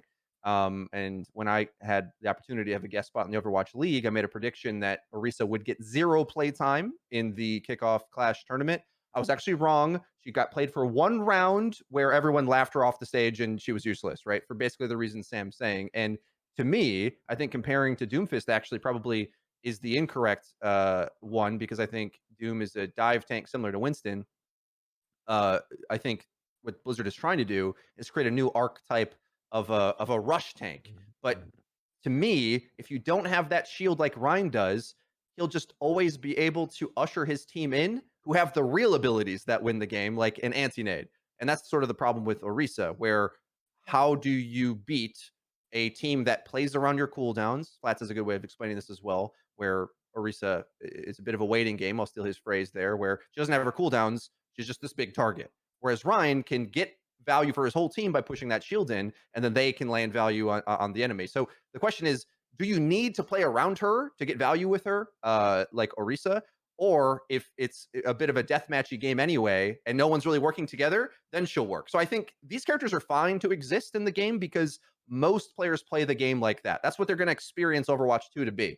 And it'll take a while before they learn the actual flow chart of what team comps should be doing, which we've already seen play out quite a bit in the Overwatch League so far. It's one awesome thing that maybe we can talk about more. I have a lot to say about that, just watching how the strategies have been leapfrogging each other. But I think she's fun to play, and I'm concerned that she's just kind of bad when you know how to counter her, I guess, because she just kind of stands around. Commanding Shout is like the thing that helps her tank by giving more speed and armor to everybody, but otherwise she's similar to the Orisa, where she's got to get on you, and she's only got the ult to really close the distance as far as I remember. And she's got a Roadhog-esque ability, and we know how we feel about that character, right? So it's like she's Orisa and Roadhog, as to say she death matches. But unimpressive from a meta standpoint, I think, but a fun character to add. And they can add infinite number of these, and it's unoffensive to the game, because it's not like, oh, you pick this and you win. Well, no, you run around and fight things, and if you have the mechanics, you'll do well and have a good time with the game, which is why I love 5v5 so much. But I think I've said a million words on that subject. Everybody knows why that's the case. Like, the casuals will love this gameplay once they actually get to play the game. Flats? I'm torn between she's gonna be useless or broken. I don't know, and I feel like that's a good thing. I don't know. Like, she has so much utility, it's insanity. But if she is a brawl tank, I don't see her beating. And to be honest with you, this is where I think it's.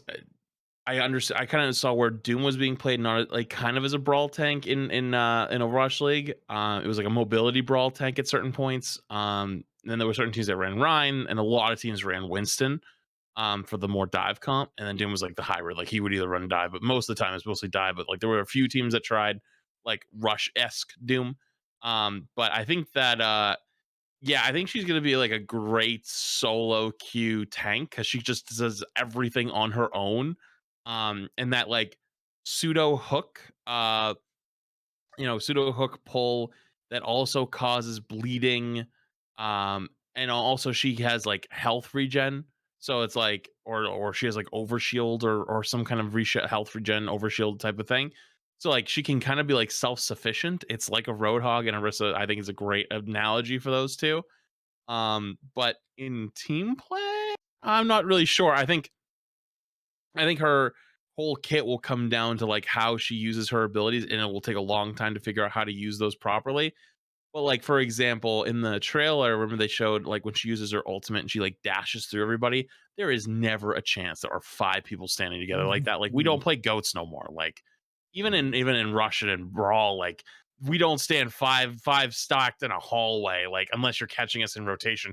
And then we fucked up. Like we had to make a mistake to do that. You know what I mean? So I don't think she's gonna have an ultimate that gets 5 players. It gets 1 maybe, and it doesn't look like it's controllable either. Like she like sets up, does like the whirligig thing, and then shoots through, and it's like most players have movement abilities, and they see, oh, she's looking straight at me, time to go that way, and it's like, oh well, it's kind of like toroing a bull, and it's like, oh well, dodge that, easy clap. So I don't think she's gonna be like that good.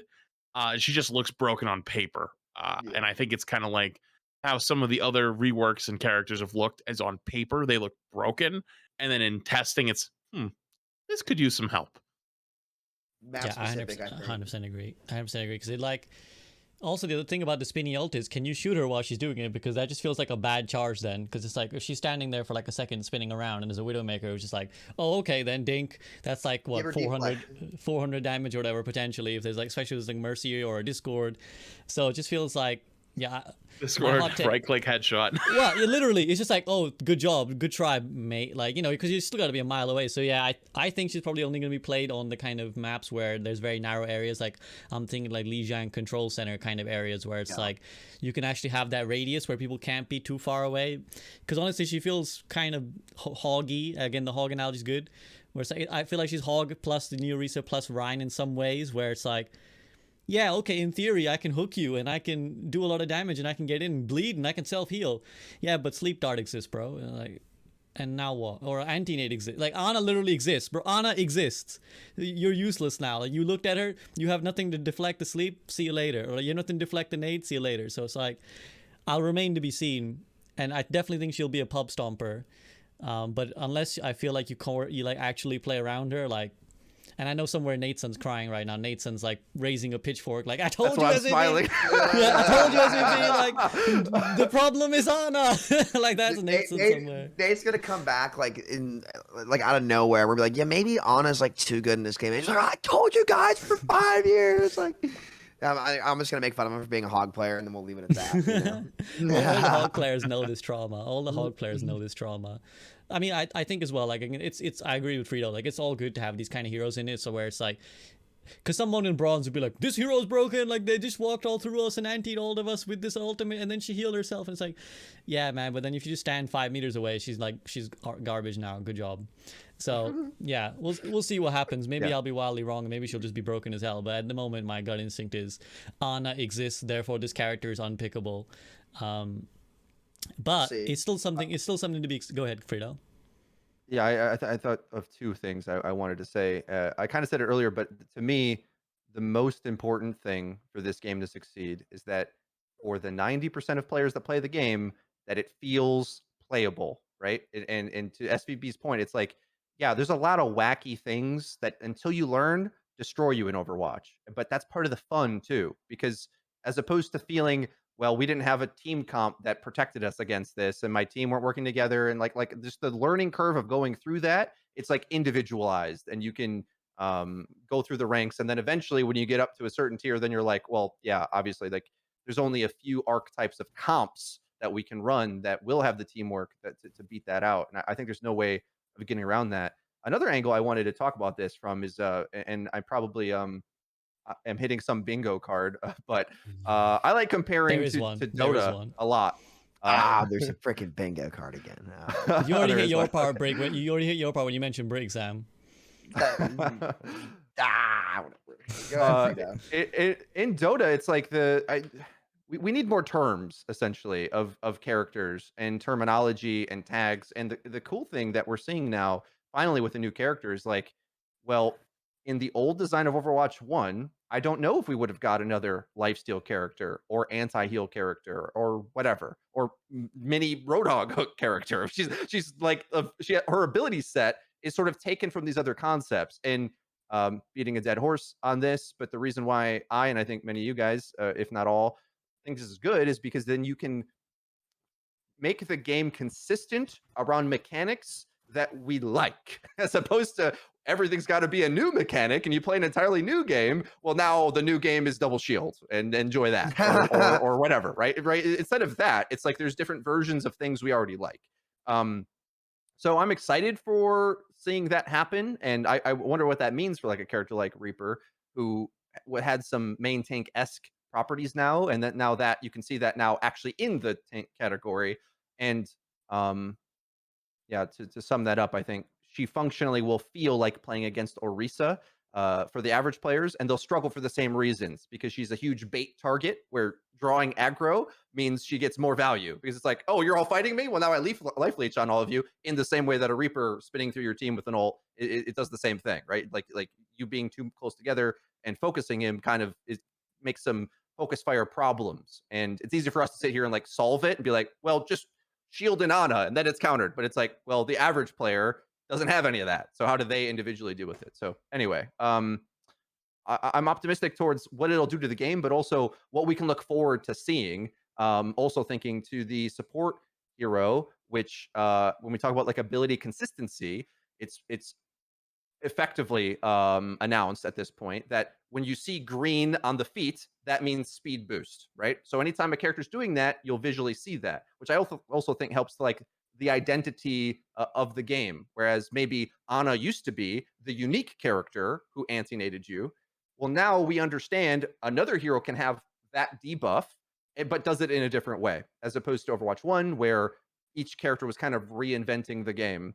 Now we're within the parameters of the mechanics we want to use, and that's an exciting place to be, in my opinion, for a esports style game, as opposed to the like more creative, let's say, and imaginative design that Overwatch 1 was shooting for. 100%. And that's how we got Orisa 1.0 is the point. Like we all remember how that happened. Is like they're like, let's imagine a new Reinhardt. How would, well, now you just hide and the game's about hide and go seek. It's like, well, that's not fun. So You pull people from next door. Yeah. Yeah, and that's actually something I kind of tried to ask the devs about when I got the chance to talk to Jeff and Josh, which was like, are you cool with hero overlap? Because conceptually Overwatch was like, we're gonna make a new thing that redefines the whole thing and change the game all up, and that's all great, but like you said, Freedo, that can cause a lot of problems.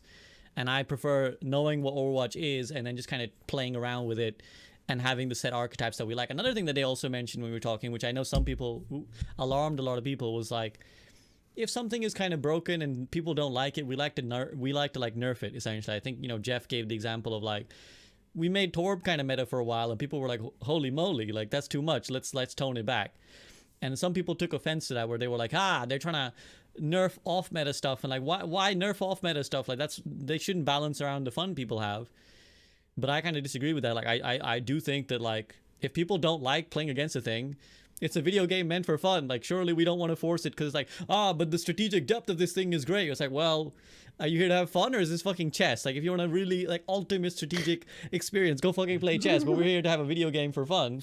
So I don't want to play up against Double Shield Torb, even if you think it's a strategically, superior composition. But what do you guys think? Like, because that, we haven't had a chance to talk about that since then. Like, either of those points about hero overlap, or like, because I think these are all going to be applicable when we start getting into Overwatch 2, when Junker Queen comes out, and we have to start making these considerations. Flats your wagon.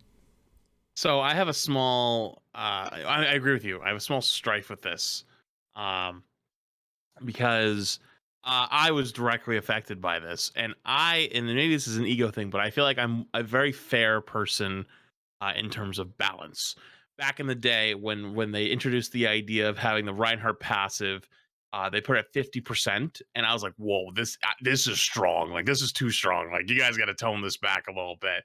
And then they put it back to 30, and I was like, 30 is a little weak. Maybe like 40, but like hey, you know what? It's fine. It's whatever.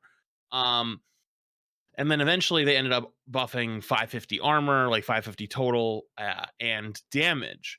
And when they did that, it made Rhine giga meta. So like it went from double shield to giga Rhine meta. And everyone's like, like the charts were basically like Orisa and Sigma played like 60% of the time in GM plus.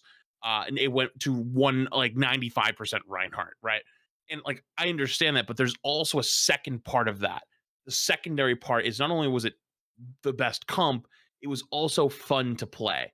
And I felt like a lot of times in Overwatch 1, they balanced based on pick rates and based on how the hero is picked and played in whatever elos. Like they're looking like, if they're looking at GM, it's like, oh, like, this hero's never played, like maybe we need to give them a look, you know what I mean? And Ryan especially was one of those characters, like in low ranks has played a ton, but in high ranks hasn't played at all. And I realized that the reason they hard nerfed him was because his pick rates were so insanely high, but they also nerfed BAP along with that. And I was like, okay, listen, like I'm a all for BAP nerfs, but if you do both, you just kill the whole composition. Like it's dead. And so that's why I used to get like really frustrated, because there's sometimes support changes that change how like a whole game is played from a composition wise. And Ryan, I was like, okay, if you want to nerf Ryan, that's fine. Take away the damage. Like the damage was a little too much. Then they took away his health, and I was like, that wasn't the point. The point was that he could never get there to do damage. So now we took away the way to get there, and we just made his knife a little sharper. Like this doesn't make any sense, like in any way, shape, or form. So kind of like what I'm getting at is with like there was never any more balance around like certain heroes like Winston Diva, Ryan Zarya, Genji, Soldier, like things that like the community deems as fun, Ana, etc. Even though they were realistically the weaker picks, like Ana is weaker in many ways than BAP in current live Overwatch, right? Like the only outlier is either against hog comps or against or playing with double bubble / Winston comps, because you're just Winston nano in. That's the only play you have. But they wouldn't balance or make adjustments to those heroes because the pick rates were higher. But the pick rates were higher not because they're good, but because they were fun. So like some of these heroes that were very far behind and it's like, a step or two behind other characters around them wouldn't get balance or wouldn't get any attention because their pick rate is similar to someone else that is much stronger. But people were picking the hero that was fun a lot of times and making it work because they were good at the hero and they enjoyed playing it, as opposed to picking Bap Brig or Brig Zen or whatever it is and just insta winning, like it was kind of both a player psychology of, I don't want to play BAP for the 12 hours a day for the next 2 years. I'm sick of it. Like I want to play some Ana, or I want to play some Zen, or I want to play some Lucio, like, and those things I don't think were always accounted for in their data. So I hope to God going forward when they look at heroes that are, like being played, they take into account player psychology of maybe Ryan is 50% with Orisa, even though Orisa is thought of as absolutely sleeper. I want to go to sleep. I never want to touch this game again. They're the same pick rate because Orisa's so much better than Ryan that nobody wants to play it. Like accepting that certain heroes are going to be played more by the community is a fine thing. And don't like nerf them in the ground because people enjoy playing them, if that makes sense. Yeah. And that goes for like a lot of different things. I was just saying Ryan, but like it applies to like Ana, Genji, etc. Well, yeah, I think the gripe people have is where they're like, oh, because I think some people looked at it and interpreted it as like, they're gonna buff the heroes that get picked the most. So it's like a pay to win almost. Like, the heroes, like let's say if it's Mercy is the pick the most or Ana is picked the most. We seem to have a lot of problems with Ana these days. People say, people pick Ana, so you're gonna make Ana strong to pander to your audience, and it's like, I can understand that POV, but at the end of the day, again, it's not about making a hero broken, but if a hero is unfun, more particularly, even rather than just the fun, it's like if a hero is unfun and people are like, this hero's existence in the meta makes me want to not play the game, then you've got a problem whether you believe that the hero is fair and balanced or not, which is again I think what the point was, whether the devs believe it's balanced or not. If the community is like, this is unfun, I'm with the philosophy that like we should nerf that thing because nobody likes it, even if you think it's fine. But I'm gonna let Freedo or Sam kind of vibe off of any of that. Hero overlap as well be something we mentioned. I think I kicked it off. So Sam, if you have something, you go. I think I really like that we are starting to get away from it. It has to be something brand new, because here's the thing, like I talked about this in maybe it was a couple podcasts ago. Like the means as to how you get to something is almost more important than like whether or not it's the same as something else. I forget what argument or what subject we were talking about when I said that, but you know, like the way like Junker Queen and Ana both anti-heal something, right? Like the destination and what happens at the end of the interaction is the same, but the means as to how they apply that effect are completely different, and that still allows for very diverse gameplay that is fun to play, right? Like, I think the example I use is like you're traveling from New York to Los Angeles. One person's going on a plane, one person's driving a car, one person can ride a bus, et cetera, et cetera. You're going to end up in Los Angeles, but the way that you get there is very, very different. And people will say their experiences based on how they traveled were very, very different, right? So I think in the past, you know, we looked at it and said, oh, well, if we're going from New York to Los Angeles, it doesn't matter how you get there. Like at the end of the day, the destination is the same. We don't want to have people go to the same place, right? But now we're looking at it saying, okay, well, the means as to how we do it are different, so therefore it is a different experience in the eyes of the consumer, so we can go ahead and do that. And I like that a lot. That makes it way easier to add more content to the game that's actually fun, that keeps things spicy without like running out of ideas until we eventually end up with Double Shield Bat Brig. And it's just like, okay, well, how can we do this differently? So I'm really happy to see them experiment with these ideas. And at the same time, we're also seeing new abilities for the first time. Have we seen, well, I guess we have Reaper kind of had lifesteal as well, but On a tank, it's definitely yeah, on a tank. it wouldn't be in Overwatch 1, right? That would be widely overpowered in Overwatch 1. Yeah, but yeah, in 2, yeah. we're So, like, not even good enough. yeah. So I like it a lot. I think it's going to make the game very different. And, you know, I've kind of talked about this. I think that, you know, the approach to hero design really got stagnant post like 2018, especially like with AoE healing just getting out of control. It seemed like we're, you know, no need to bark up that tree because, you know, it doesn't matter anymore. I really like what I've seen from them though. Like, and generally I tend to be very, very critical, like historically of a lot of the things that, you know, that they've done, but I like what I see. I like the different approach. You're gonna have to hash it out a lot until you find the right place, but other games are doing it, at least they're out there putting out new stuff, and I really like what I see. I really, really like the way they're going about it. I just thought of something that's on the subject. So I've been holding back like this massive like research that I've done into like the Overwatch League and how comps have been interacting, how pros are figuring out the game. Mainly because, well, no one can play it, so it's not going to teach you anything useful. But also the game's changing. So I'll try to give like a really quick summary of my findings that's going to apply to here.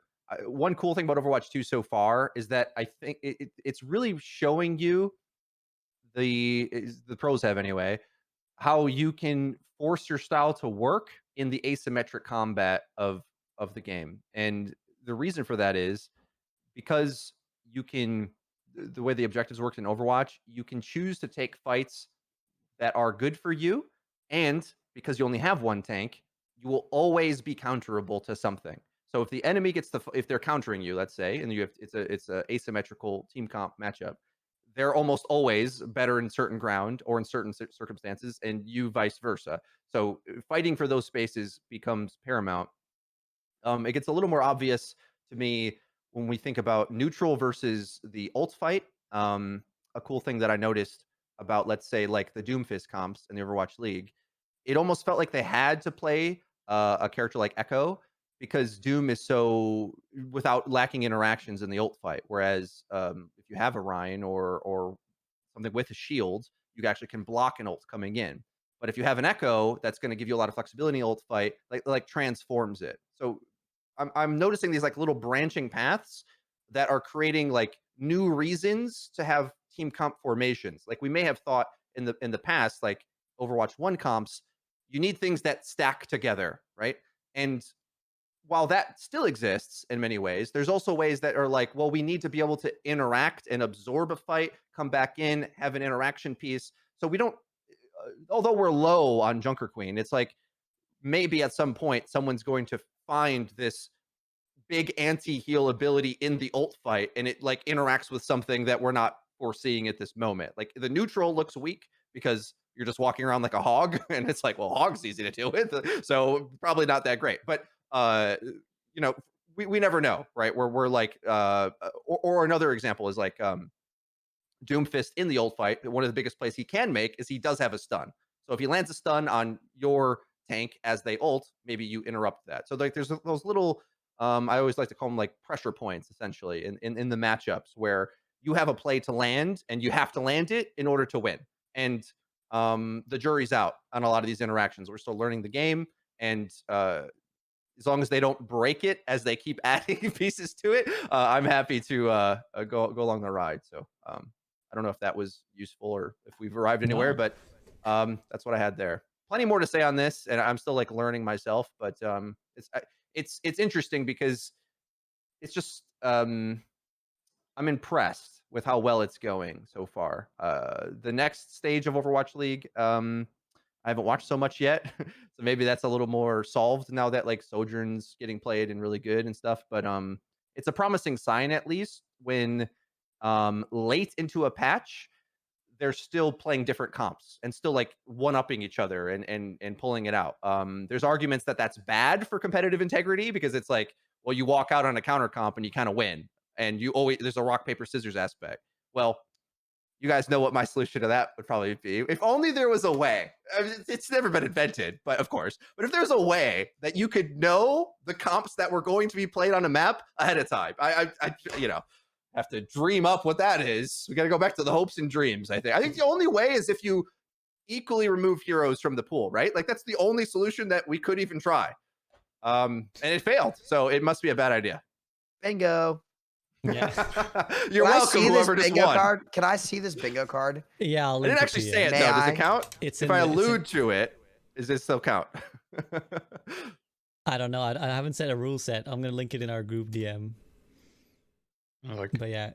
Is this get Yeah. new every? Is this new every time? No, we need or to is we need this- to we need to create like a new set every time. I think I forgot to do it on this one, but I can read from them Flats real tells quick. the story. Oh, Flash this is- Samito anti-brig talk has been ticked. Flats yeah. tells the story. SVB mentioned the word philosophical. Goats, we mentioned Power goats. creep. We did see power MOBA, creep. we mentioned MOBAs. Free to play. Hero bands. Oh, we're about to get it. Asking people to get good. Did we do that yet? Not yet. Nobody's mic cut out. I mean- Rant against viewer/chat behavior. We definitely done that a couple times already. Yep. You didn't mention Kaplan. Minecraft yet. You didn't mention Minecraft yet, Sam. There- Hero shooter. No need. That's We got Freedo's ghosts. favorite.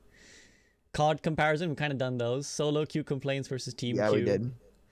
OP character I've- complaint. That's Nate Sanzana.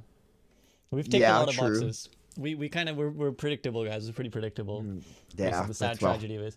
But you know, I agree with everything Freedo said. Like, it's cool to see a different evolution of Overwatch, and it's crazy. I'm always like surprised by how good 5v5 has gone, in like how seamlessly it's kind of just worked, which is I'm sure the devs are very happy about as well. Now, moving on, we're kind of talking about this new tank. There's been this illusion, this new support, and I've seen a lot of support players upset as well that, well, they haven't gotten a new support for a while.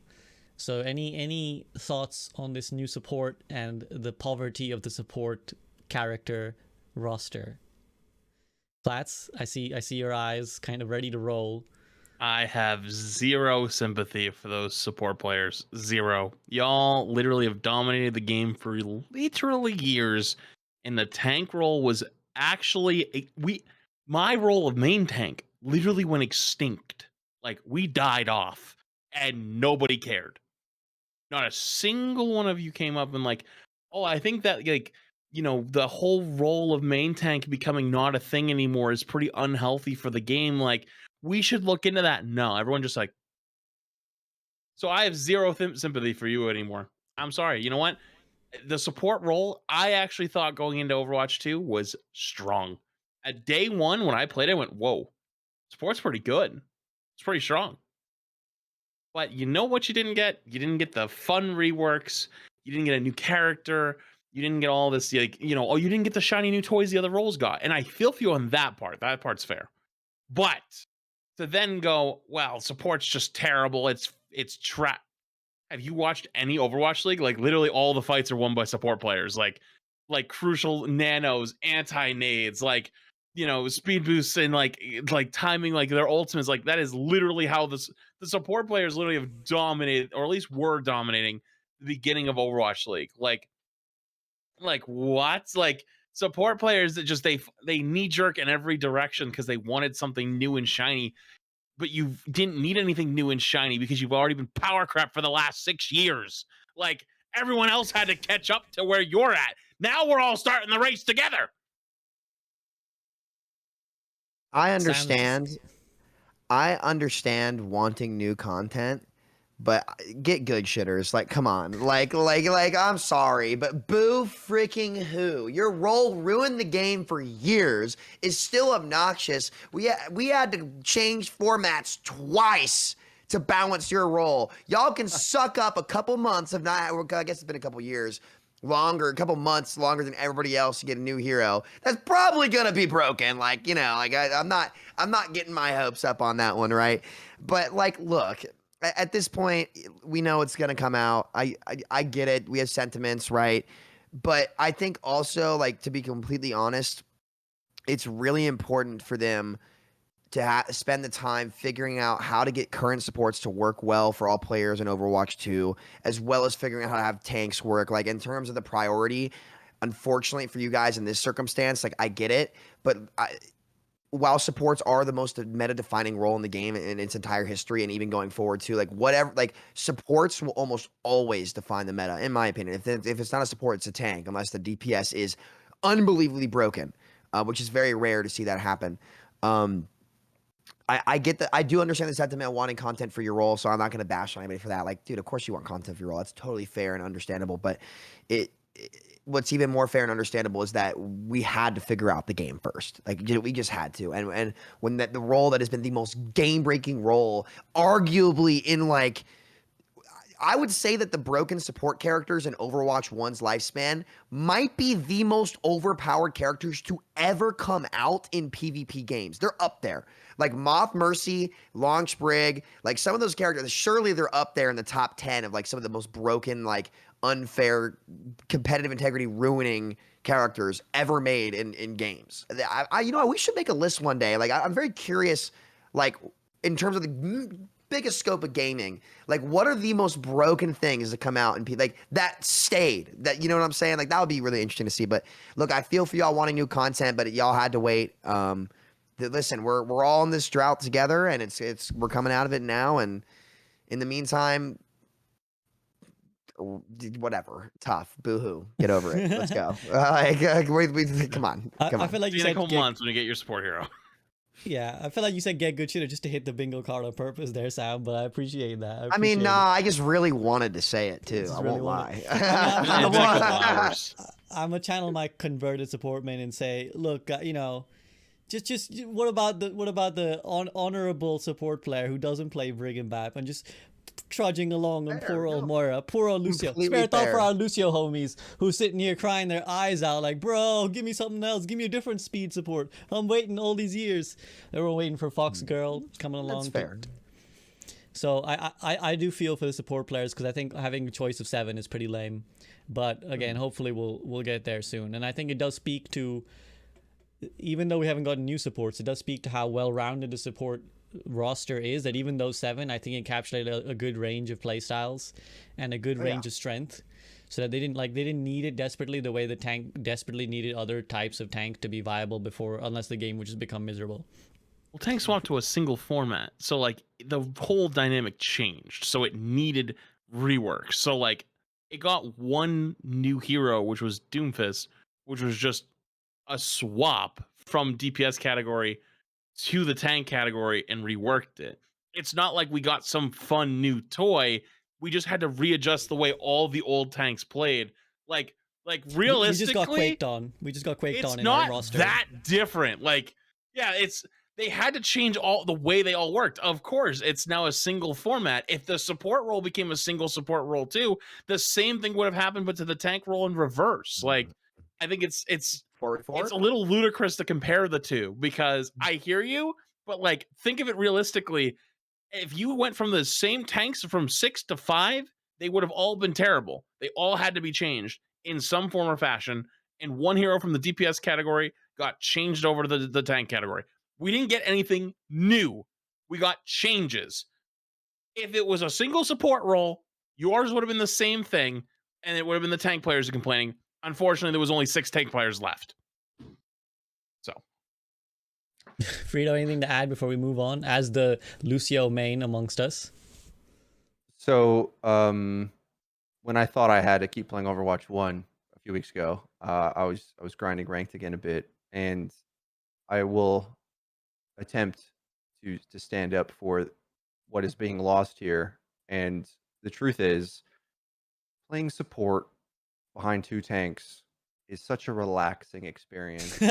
You just have no idea how little pressure is on you when you just understand the basics of spacing, and it's so empowering to just like not have to interact with the enemy most of the game if you have the basics of how to avoid danger at all. And I love free SR. I will play Brig. I will play BAP. I will make sure my BAP lamp is untargetable by the enemy, and I will tactically tell my team, I have no skill. Stand around this invulnerability matrix field that is untargetable by the enemy behind a shield, and we can't lose. Or I will play Brig, and I will camp a position and tell my team, just pocket me, and we can't die. And that happens, and it's amazing, and it's so empowering. And I'm so thankful to the RPG team comp builder gods for all this SR that just gets showered upon me. All this free skill tier ranking leveling up just by a few basics. And all of that passive aggressive rant there is just like, I do feel for you that the game lied to you this whole time and told you it was okay and acceptable to provide so little and gameplay for so much value. That's not the world you live in anymore. So they deserve content and deserve like in 5v5, they took great aims to say, this is what tank is all about now, right? With all the features or the aspects of the characters, what you can expect from them. They didn't do a good job of saying what's expected of supports now, right? And instead, a lot of players walked into Overwatch 2 wondering where their tanks were and why they couldn't just be alive. Oh, I'm getting shot at. Oh, this is horrible. I hate this. And this is why you get flat say, well, yeah, I know getting shot at sucks. That was my whole job. You told me to stand in front and get shot at. And then, like, if you miss your nade, I just die. Oh, that's great, right? Like this is what's so frustrating about trying to learn main tank over the years in Overwatch 1 was so much of what you did. It mattered. Does your Ana know you have to nano me now, right? Or do I need to be somewhere else? And that's infuriating as learning as a tank player that was trying to play the team game, because if Ana decided to just go duel something she didn't need to fight, or wasn't paying attention, or dropped line of sight, or misuses her nade and tosses it into a Rhine shield or something, or whatever it was, your entire existence changes. And you see this anytime that we do any of these like mixed lobbies of different skill tiers. I notice where like you'll see like if a GM player is holding a position with a plat level Ana, their expectations of where they can go is just like entirely different. And so anyway, long rant to try to come back to the fact that like you got spoiled by the game, unfortunately, and I hope Blizzard sets that right with the hero releases and say, well, this is what it's about. I also have a few questions about like, so we know it's going to have speed boost, but like, what happens now that Junker Queen has a speed boost? This support has one and Lucio has one. Like, or is there some like super speed comp that just now creates an entirely new playstyle? And like, I'm wondering how they're gonna handle that. like I want ability overlap, but now we have Just a cap it. different ability stacking thing. Oh, so, Just so a general yeah. rule, you think? Yeah. I mean, didn't they do something like that with damage amps for a little bit until like I'm pretty sure you can still break it with like bongo and Resistance. yeah, they're just set a certain threshold as to how fast a player can be boosted, 40, 50%, whatever it may be, right? And that way, one of the big learning curves of the synergies of these comps is how to properly layer speed in the same way that you need to layer ults and tempo them properly to actually win on certain comps. But Resistance is capped at 50%, if I'm not mistaken. So Fortify and Nano, for example, caps at 50. But the one problem with that idea, though, Sam, is that then picking those characters on your team are like get like horrible value, because it's like, well, now you shouldn't be playing them together if it caps out too not easily. So necessarily. It depends on the map, right? yeah, maybe you use one at a time, but usually I think you want to combo stuff. So yeah, Well, see, I wonder what they'll I do. suppose you could close long distances though with mass like speed, think like J chain speed Town, boost. right? Like if you want to like that could even make Reinhardt decent on J Town or something like that. You know, a double speed. Like maybe he can get to the Widow behind the water tower with a nice pin. You know, like who knows? Like it could. Again, it's all kind of up in the air, but it definitely would still like really depend on the map. But I mean, and it depends on what else the characters do, right? Because at the end of the day, you know, what if the new? My guess is, given how the new tank came out with multiple different abilities, right? Surely the support has more than just speed. Like I feel like that's fair to say, surely. So it really depends on the speed could be like more of a secondary thing. I don't even remember where we saw this Fox potentially give speed. To be honest with Well, you, my memory is in horrible right this now. trailer, there's a little gate that comes, and there's a path, and in the path, when you see the people walking along, and they have green feet, as Oh, if to they have green indicate feet. that they're Okay. being sped. Yeah, so yeah, we don't even know what any of it is yet, right? So that could be like a ability 2, that could be an ultimate, that could be anything, right? So it might not even be the character's biggest thing. So we'll kind of have to wait and see, because if say it's an ultimate, right, instead of like an ability like Lucio's ability is a passive speed, that ult fight, that extra speed boost will only be up every probably about minute and a half to 2 minutes, meaning that again, Freedo, you talked about this all the time. The reason why GOATS was played so much is the most consistent comp to be played. If that secondary speed boost or the ultimate speed boost, whatever it may be, isn't enough to make the hero super consistent, then she probably wouldn't be played anyway, right? You know, so who knows, bro? I'm not even sure. So we'll see.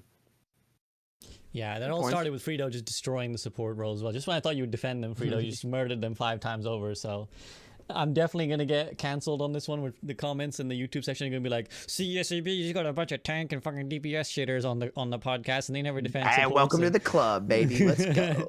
They never defend the support, so Hey, listen, I played Brig for a long time, so There's only Honestly, 6 I tank mean- players left, so it's not Yeah. really that big a deal. I picked True. top 500 as support, and it just feels the easiest to me, and that's why I like to play it now. And I think SBB agrees. So yeah, I'm literally No, it I'm is the GM easiest support role to again, play. and I mostly play support, and I agree. Like I genuinely think support players were a bit spoiled. Like I genuinely think that Overwatch 2 supports were there was fine. proof to that. There was proof to that. Do you remember? I think it was DeFran who made like a chart of like the amount of players whose SR was like over 4.4K on multiple roles.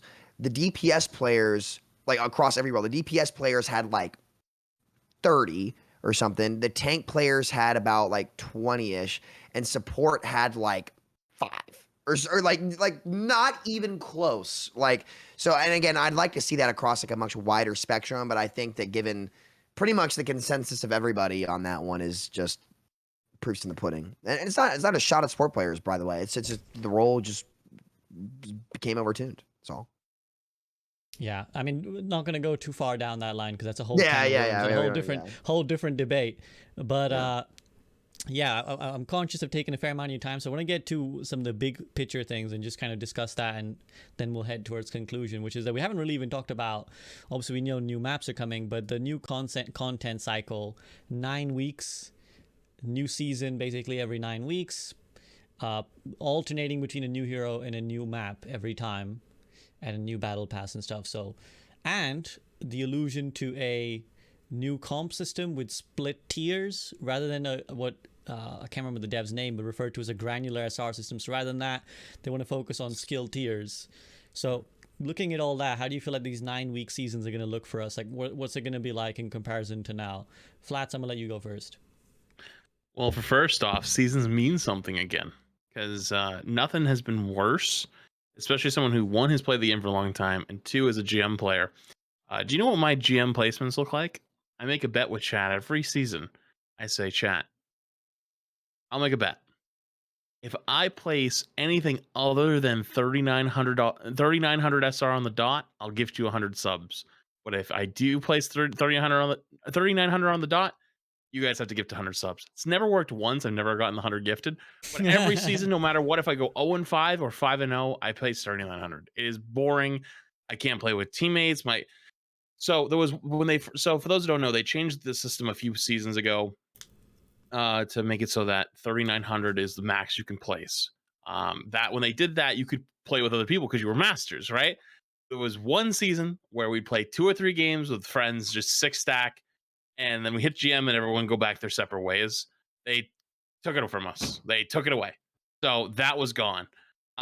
So ever since then, we placed 3,900 and then work our way back up. And you know, it's awful because if you finish 4,400, 4,500, 4,600, 4,700, your MMR is still 44 through 4,600, which means that when you place 3,900, the game thinks you're 4.7 or 4.6 or whatever it is. So you have to fight incredibly hard to climb back that SR. And yeah, you lose less and gain a little bit more, but it's a miserable system. Like, you have to lose a bunch of games to fix your MMR to be similar to your SR, so then you can climb back up again. And it's just like, it's the most useless system because nobody cares about their placements. Everyone trolls their placements because nobody wants to win them, because if you win them, actually your games get harder later. So everyone trolls. Then you get people throughout the next week or 2 weeks until top 500 opens. Nobody cares. Like, everyone's trolling and placing their accounts or whatever, because it doesn't actually start anymore till 2 weeks in, because nobody cares. There's nothing to play for. And so what it's caused is basically the old end of season, like end of season sucks in Overwatch. That actually has now transferred, and the beginning of season also sucks. So you have the last week, which sucks, and then the first 2 weeks, which sucks. It's like a 3-week period of suck. And then guess what? The season ends, and guess what? Everyone goes back to 3,900. Like, what is it? Like, what? We got an icon? Like, we got a spray that no one uses and an icon? Like, it doesn't mean anything. There's zero reason to have a season anymore. We might as well just have a long, consistent, never resetting rank. That's it. But that changes this. This changes with the system. This means there's new things to look forward to. There's new balance patches. There's new maps. There's new heroes. There's things to look forward to at the end of every season now. There's a reason behind wanting to keep playing. There's always something new on the horizon, which is different from our old format. Remember, a lot of people look back at the old format. They're like, oh, we used to get heroes just about as often, whatever. But we never knew when they were coming. We could kind of figure it out, like, logically. Be like, okay, it's been about 3-4 months or so, maybe 5 months. There's probably a hero coming at the end of this one. We can kind of figure it out.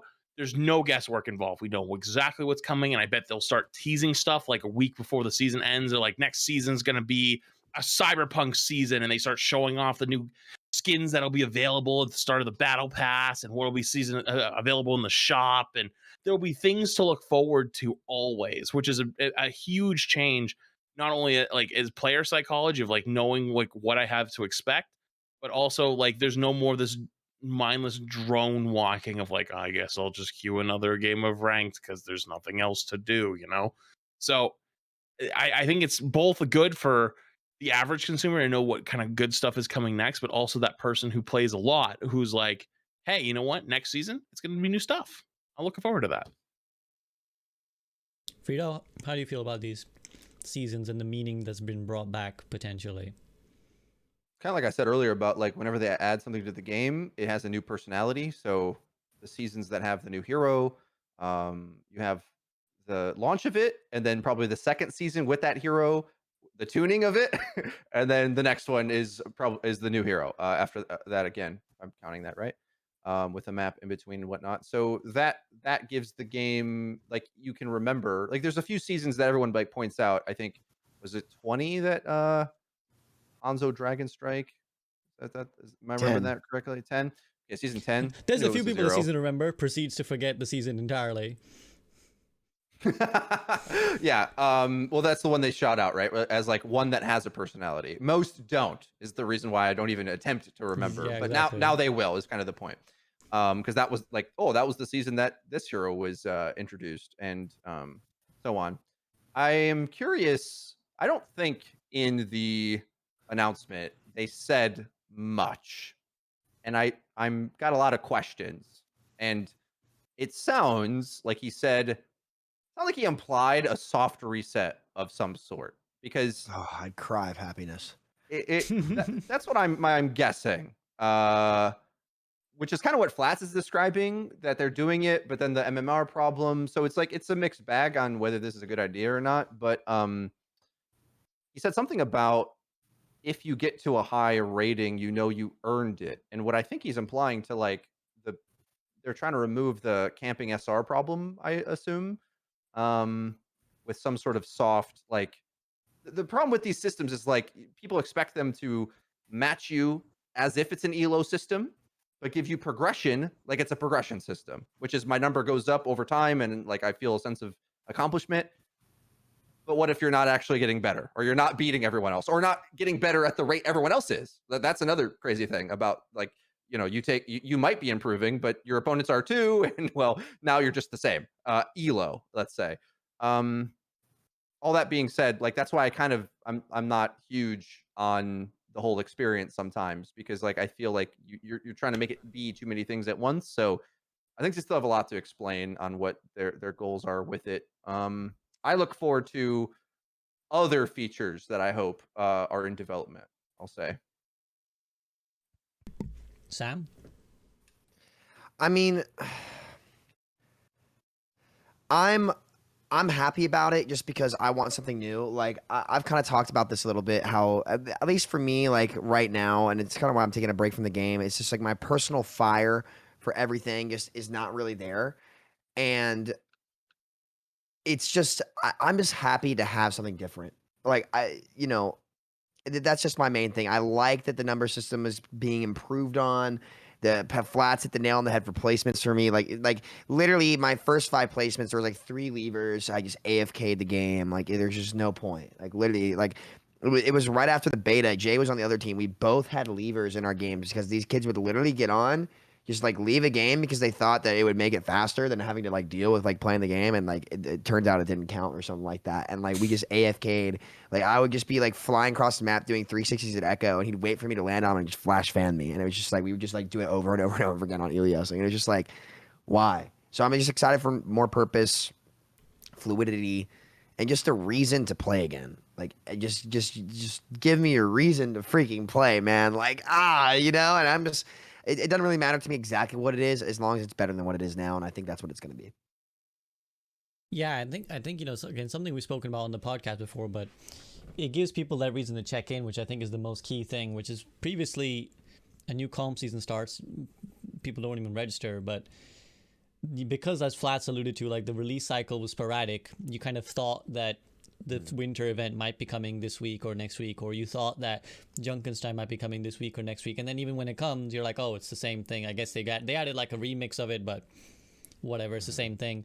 Whereas you look at like the launch of an Apex season, it's a huge deal because they know a hero's coming, or sometimes a map is coming as well.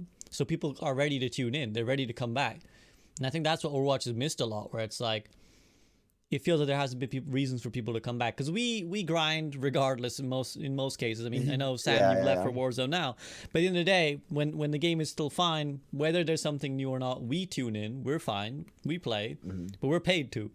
Whereas the players who just have a more casual relationship with the game, who just kind of pop in and out, I think that's where we've really been hurt. That's where we've really been losing out. So I think having that 9-week cycle of like, oh, what's new this time, Overwatch, is incredible for the normal It's players really important. Yeah. It puts us back in the race is like the way I like to put it. And then, again, it's just we've just been out of the race for so long, and the fact that we are at least being competitive again is just super, super important. So that's the main thing that just has me hype about it. Like it's just like good, consistent stuff, like a heartbeat, an actual cycle, a purpose, and it's just so nice to see it. I'm just really excited about it. 100%. Okay, let's tick that off. Next thing to tick off, new map. So we know Rio is coming.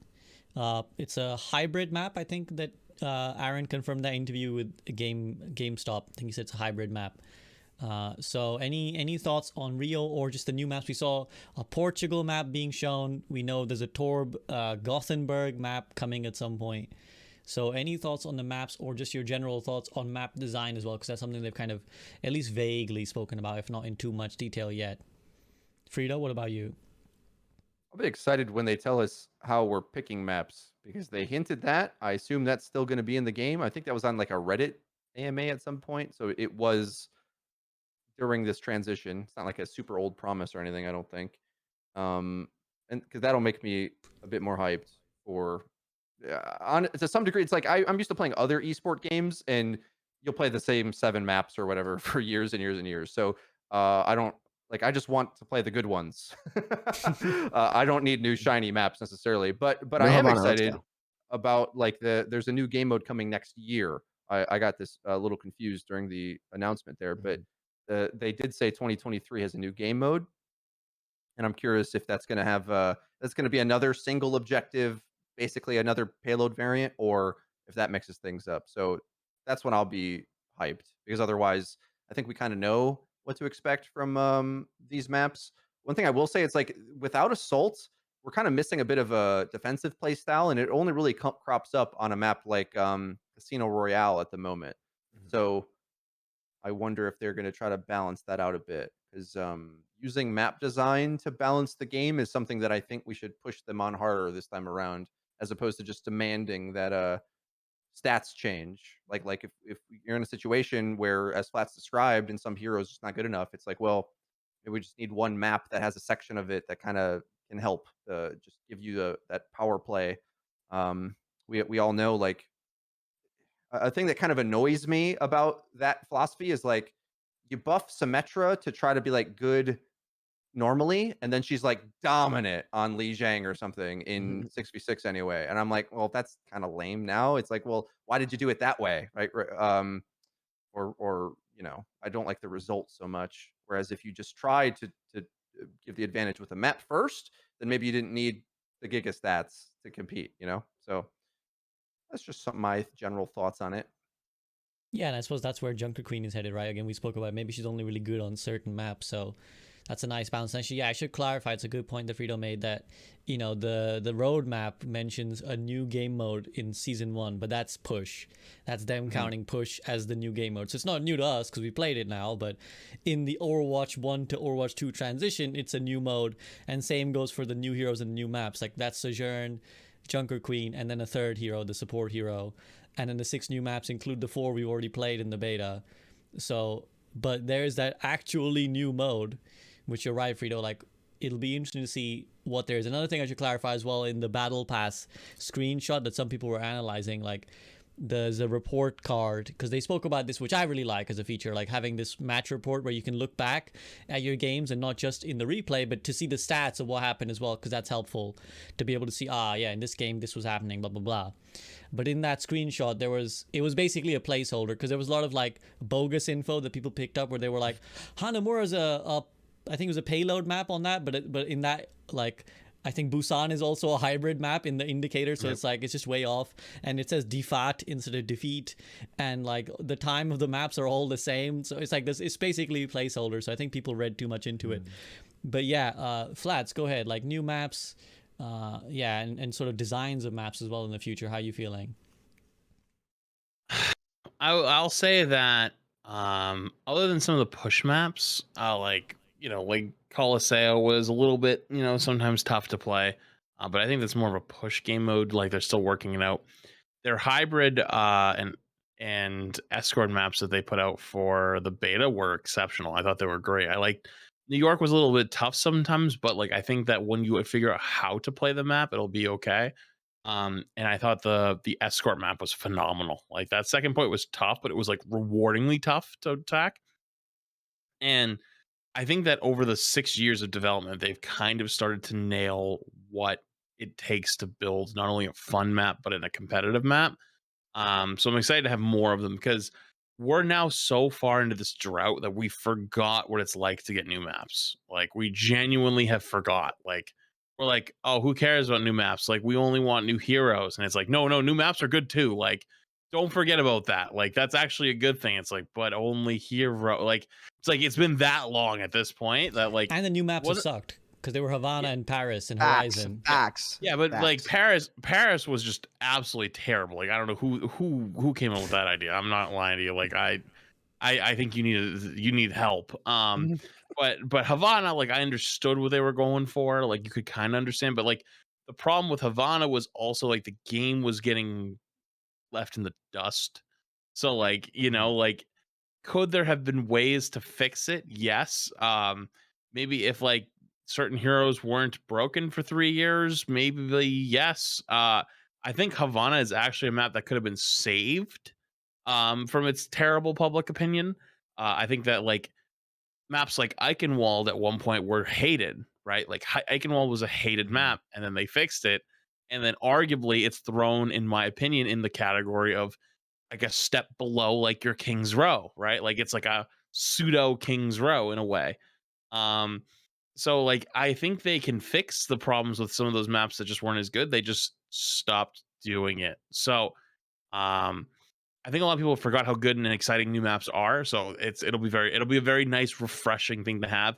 And after we get a few, I don't know if we're gonna get another one with beta 3, but once we get to the point where actually before I segue to that, correct me if I'm wrong, but it sounded like from the live stream that it's the night, evening, and day cycles, you can have a possibility of getting all of them. So you're gonna have three different types of playing, three different like setting or times of settings for each map already, plus the 4 maps or 5 maps we've already seen, plus maybe 1 or 2 more rolling into Overwatch 2, and then another map every 18 weeks. Once we get a year into the game and we have all of a sudden like a total of 12 new maps, it's gonna feel real different. It's gonna be nice. So I think that's why it hasn't hit that hard with people, is they've genuinely forgot what it's like to get new maps. True. Sam? No, I think I agree flats 100%. Like I feel like I feel like it takes me back because here's the thing, right? It's like old Call of Duties. Again, I hate to bring up Call of Duty, but I remember as a kid sitting there and being able to vote on maps and like having it feel super, super fresh, even though like it really was the same maps. If you looked at everything, like it was literally like there was not. I'm pretty sure in each Call of Duty there were less maps in one game than there are in Overwatch right now. Ballparking it, right? Because that's a straight up ballpark. The fact that Rio, first of all, Rio did look really pretty. It reminded me of freaking Favela from Modern Warfare 2. Actually, speaking of Modern Warfare 2, it should be coming out this year too, which I'm stoked for as well. Activision Blizzard turning it around, I guess. I'm just excited to have new stuff because again, it's the same thing for comp. Like it's all about the overall experience to me, and the map and how it plays is just as meta defining as a new hero. And I think Flats is right when he says that people have really forgotten what that's like, I guess. And it's just everything's felt so stagnant. It's hard to assess how I feel until I actually get like my hands on. Like Colosseo played really well. It felt very fresh and new, and I just want more. I just want more. I want it to be different. I'm excited to be able to have a little bit more options and just enjoy like the multiplayer again, man. I just miss it. I miss it already. Too much positivity. I have an angry boomer rant to go on. So Go, about go, this. go. One thing I don't like about the Overwatch map, this is why I actually highlighted the selection thing, is that until you're a top 500 player, I feel like there's a very high percentage chance that your teammates have no idea to play the map that you got randomly assigned into, and because of You can that, remove that first part of the sentence, by the way. You could just fucking clowns everywhere.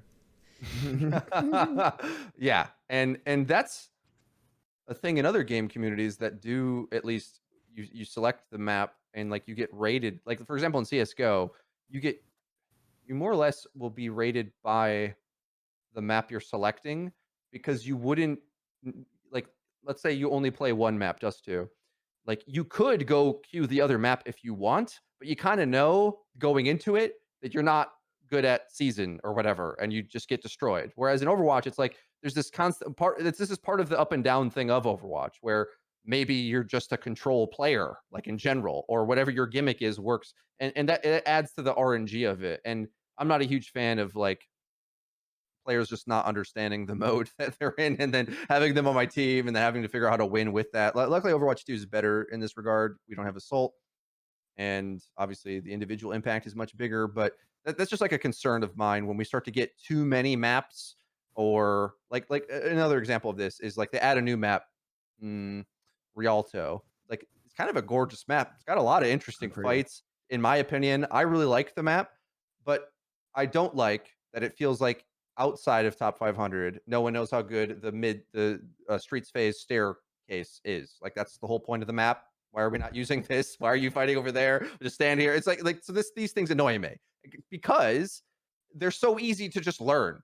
Like, oh, the rollout at the start of Rialto, something's gonna boop us. So let's not get booped so that we're set behind, 50% ult charge or whatever it's gonna be. And those strategy gaps where I just wish the community knew things, I think get thinned out a bit when they at least have some agency. But maybe that's just like optimistic me talking. I always think I can solve these problems if I just made a video that explained these things, then the whole community would just get it. And it never happens. It never happens. Like 10 people listen. But those are annoyances I have, because I feel like it like gatekeeps the fun from so many players, and they just get smacked in the face with content they don't understand, and when they just want to get into the fun. Now, luckily, a mode like Push is so intuitive that almost no matter what you do, it's sort of like you're playing the same game every time. You're like, fight around the robot, kill them, push it up, and there's more depth to it than that, but it's not like some of these other modes that especially Assault was the worst, but even I'm talking about like map elements. Well, even Rialto, the example makes sense. Like, right, you don't clear the high ground, there's no point pushing the payload. Yeah, and I think the more they'll probably need to make them. They will do this, and they have done it, but like a map pool actually, and keep it like in rotation, so that we sometimes in the game it felt like there's too many maps in the pool, and for the average player, it's just there's no hope that they're gonna learn all of them. This leads to my tinfoil hat theory, which is that which will matter more in Overwatch 2. Sorry, in Overwatch 2, this is way more brutal, because in Overwatch 1, with the team comp builder, you could just kind of get the team comp that survives.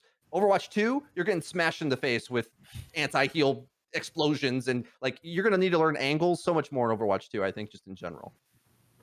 No, it's a really good point. Actually, it's a really good discussion point. Because I was going to say, I feel like there's a soft map pool in Overwatch 1, but this is not confirmed. Because I feel like people get the same maps at the same time. So I feel like at a certain point in time... Do you want my theory? Yeah, go ahead, Flas. I have a theory for that. There's a timer. So like every 15 or 20 minutes, there's a timer, and you have a chance to get A or B, and there's a small chance of like a C map, just in case something happens. That's why if you go to every streamer at the same time, they're playing one of two maps. Then there's like a 1/3 map, but there's never a fourth map. It's always one of two with maybe a third. It is crazy shit. 100%, no, 100%. Because my viewers say it as well all the time. They'll be like, "Oh, I'm queuing up into the same map. What's the chances?" And I'm like, "Hi, my friend. High chances."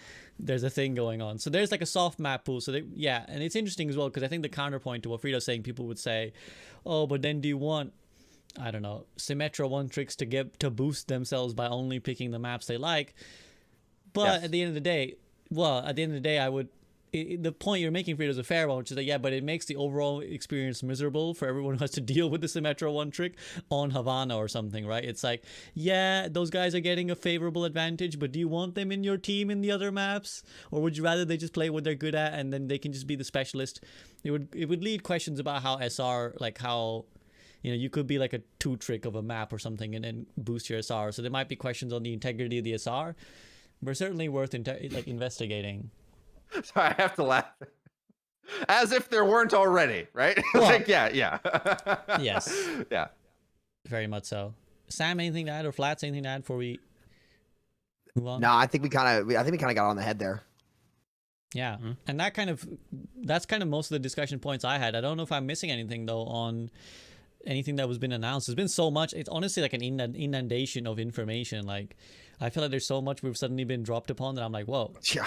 There's a Yeah, lot. it's almost overwhelming. Why did they start with this? Yeah. What? They had all of this planned, and we got the donkey video because you put 2 things in beta 1? What were you thinking? Why? Does someone have an answer? It must just not have been done, right? Like, that's the only answer that makes any sense. Well, so one interesting thing is that I know you haven't watched this interview yet, but actually Aaron talks about in the interview, he says, we've just given everyone a roadmap. It's something we've never done, and it's an ethos shift from us. He's like, we're making a conscious shift from. So this goes back to what we said right early on, where it's like maybe this was something that at least the Blizzard hierarchy, or whether it was directly Jeff or not, we're just like, nah, we don't give roadmaps. And then maybe at some point Aaron was like, no, we should. Or they just didn't have it ready. One of the two, pretty much.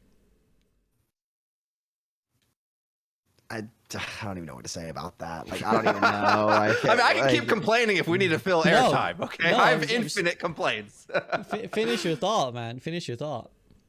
Oh, no, not really. I was being sarcastic. It would just be repetitive. My assumption is the leaks that have come out and the journalism behind the scenes on this was the reason. The actual reason is, I'm asking a rhetorical question, but I know the answer is that the Overwatch League put pressure on them to give them an early version of Overwatch 2 for the start of the season.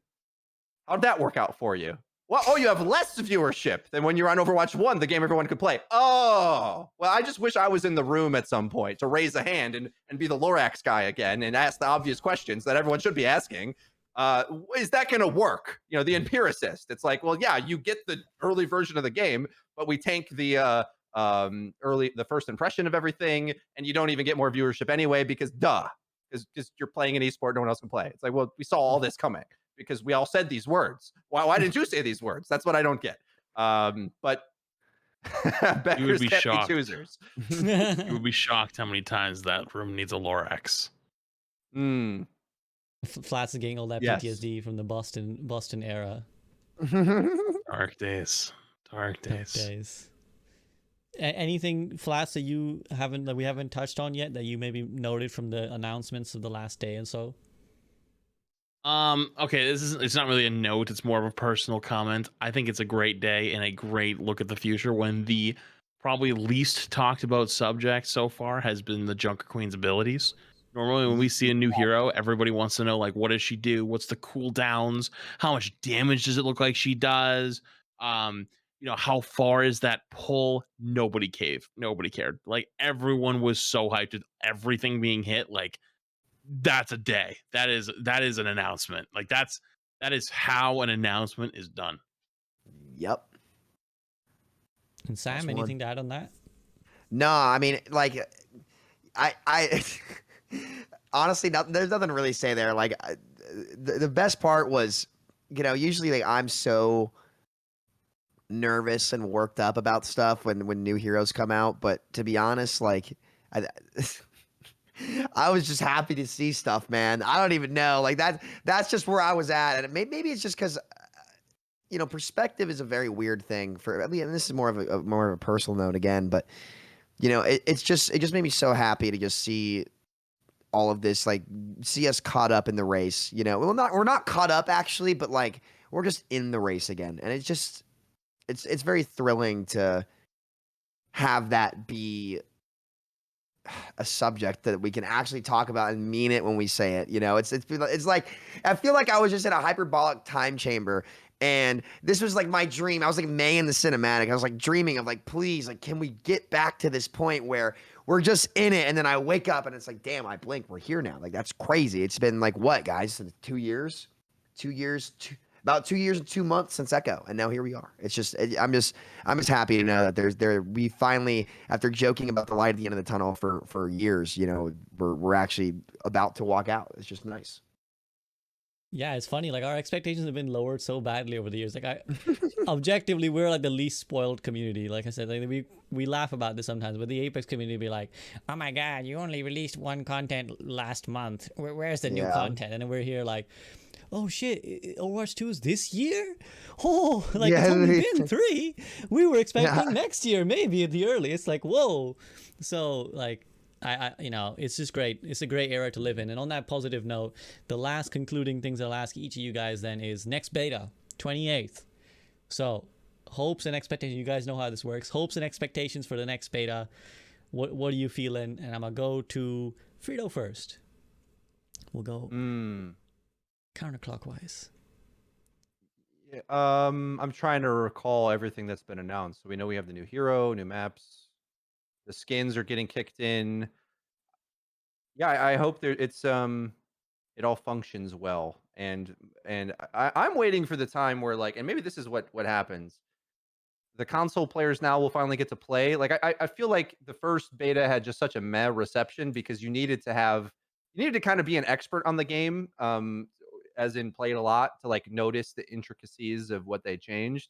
I hope this has like a different effect now, and people are excited to play, like invest into this game, because still beta 1 was the impression of like, oh yeah, well it's kind of new, but it, who knows what the model of this even is, if this is worth my time. Whereas now I think we have a more defined product, but maybe the first impression's already over. So that's my curiosity, because as much as we might like a lot of the things, we need those players to play against and be interested in the game, and um, to keep the train rolling as well. Someone's got to be buying all the microtransactions. We all got to chip in to keep, because I want more of the stuff, right, for me, and so they have to like it too. So hopefully that's the case.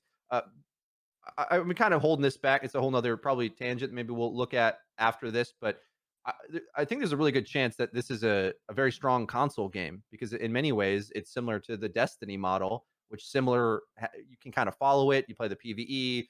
There's like a track you're on to culturally keep tapping into it, and it's got its hooks in you a bit more. So if that works, I think it could work well, but it has to work on console, because PC is like a different beast of a thing now. Contextually with the rest of the market, I'd say, with Valorant, for example, and other games competing for the PC shooter. Makes sense, and definitely something we can touch back on as well when we see the reception by the console players in the beta. Because I do think we saw the kind of soft power of console when they weren't there and everyone lost interest very quickly. I think that was part of it. Flats? To piggyback off that last part, I think they've understood that. I think that's why this is being launched as a early. It's like technically early access. Yeah. So early access on console means that they don't have to go through the whole verification process for updates and stuff like that. That means they'll be able to roll out updates faster, not only for PC but also for console. Meaning that I think they've identified that console is powerful and they want to, help that community as much as they can. Because they're a valuable part of our community. Everybody memes obviously that like, like, oh, console make lol, but like at the same time though, it is a major part of gamers. Most gamers want to sit on their couch and play, not sit upright in a chair and game. Like it's a little bit different, it's like it's a little bit of a different ideology, but that's what makes Overwatch so powerful, and that's why we've always joked for years that the Overwatch casuals are so powerful. That being said, though, my hope for this next beta is that people don't start spinning their wheels again immediately, and they're like, "What? It's only another hero and another map." And it's like, yeah, that's what they told us that it was this time. Like they told us ahead of time, bruh. Like, I can already see the comments coming. It's already starting. I already know it is. But looking a little bit past that, something that I don't think we've actually really mentioned very much is I don't have a whole lot of hopes for the beta. But I hope that we have some kind of like ranked / longer game format, even in unranked, where we can play both sides. Just like, I don't remember if it was like Echoflex or somebody said they never played defense of Midtown or something like that. Like they never got to play the other side the whole beta because they always got to attack. I don't know if it was called Midtown, it was whatever the escort one was. Something longer. So as a content creator, I can make videos, which is a little bit more of a selfish thing. I get that, but also as a player, you get to play both sides, which is better. But two, Better which data isn't really too. beta. Yeah, Right there's a interrupt, but like better balancing data. yeah. True, and I mean, even just a fun way is you get to play both sides. But this isn't like totally beta, but kind of like later on. Since I know, or I hope people sometimes listen to us as creator codes. I know it's not beta related, but I hope that we see creator codes come into when Overwatch is officially launched as that early release game. We can finally be shills officially. And finally live up to the I chat know. comments. Yeah, I'm going to do it now. So when people look back, use code FLATS. Yeah. Check out now. Flats, I've been barking up that tree for 3 years now, buddy. Good luck. Oh man. As for me, honestly, like I don't have any expectations for the beta. Like I'm gonna hop on and like play a bit of Junker Queen. Um, it's very clearly like we're still like in the warm up for the race, and the race doesn't start till October. We kind of all know this, so I'm really not too worried about it. But yeah, well, I'll play it. I'll have a little fun. Get a little silly, Jay silly on them. But yeah, no, it's just I'll show up. Actually, All just the you release mentioned date. that right now, Sam, it's really dawned on me that like just by announcing the release date, the framework of this next beta is so much better, because when we played that last beta, remember everyone was like, yeah, but what is this supposed to be? Of course, the infamous it's Overwatch 1.1 or whatever, because we weren't sure when the final product is coming, so we had no idea how far this is. But now, like we all know, when we play this next beta, yeah, so the release is October, so this doesn't have to be the game. We know this is like a playtest. So actually, it's just kind of dawned on me that like it's gonna, the reception, I hope, will be much better, because everyone's going with that same expectation of like this is a beta. Yeah, that definitely will help it, and I assume it would. Like, I hope, but I think because the big tell for me was when I talked to like a lot of my IRL friends. They're like, dude, yeah, we just don't care. Like, we'll play the game when it comes out. We'll check it out, but like there's just like no point right now. And I'm like, yeah, I streamed this game every day for like 5 years. Like, I kind of understand exactly where that's coming from. And I can't even tell you're wrong, because I feel the same way. But now I think like we see the finish line, and that's what matters. So. 100%, 100%, and I concur with all that. I just think that like, yeah, I'm just psyched to test the new stuff, and I think our expectations are so much better. It's gonna be fun for whatever long, 3 weeks or however long it is, and then it's gonna be back to Overwatch 1 for a bit. But at least this time we know how it's operating, and we're just all looking forward to that October 4th. So let's get our hands on some Junker Queen. Let's play Rio. Let's have a good time with it, knowing that the real game is coming. The winter is coming. Yeah. We're like Game of Thrones now, where we actually are like, we just keep saying winter's coming, but this time we actually know when it's coming. Okay, well, that's it for the podcast, guys. We're gonna on this stream, we're gonna take a quick intermission, and I'll be back. But for these guys, thank you so much for the time as always. They've been amazing, giving me their time, their wisdoms, and their deep metaphors that run long and down some rabbit holes sometimes. But thank you as Opened it up with always, grandmas. It's just Grandmas. Sometimes it's some icebergs. Sometimes we hit icebergs. What is the metaphor count? Okay, grandma, the Titanic. We've had so many. I bet. Listen, when I'm We're on a gonna roll, pull the I'm on a chat. roll. I can't help it. It's true. It's true. The deep Samito, man. You just can't be stopped. But okay, guys, thank you very much. Please check out all their guys' links and content. They are awesome creators in their own right. So I will see them soon for the beta. Hopefully see you guys soon. And peace out. See y'all.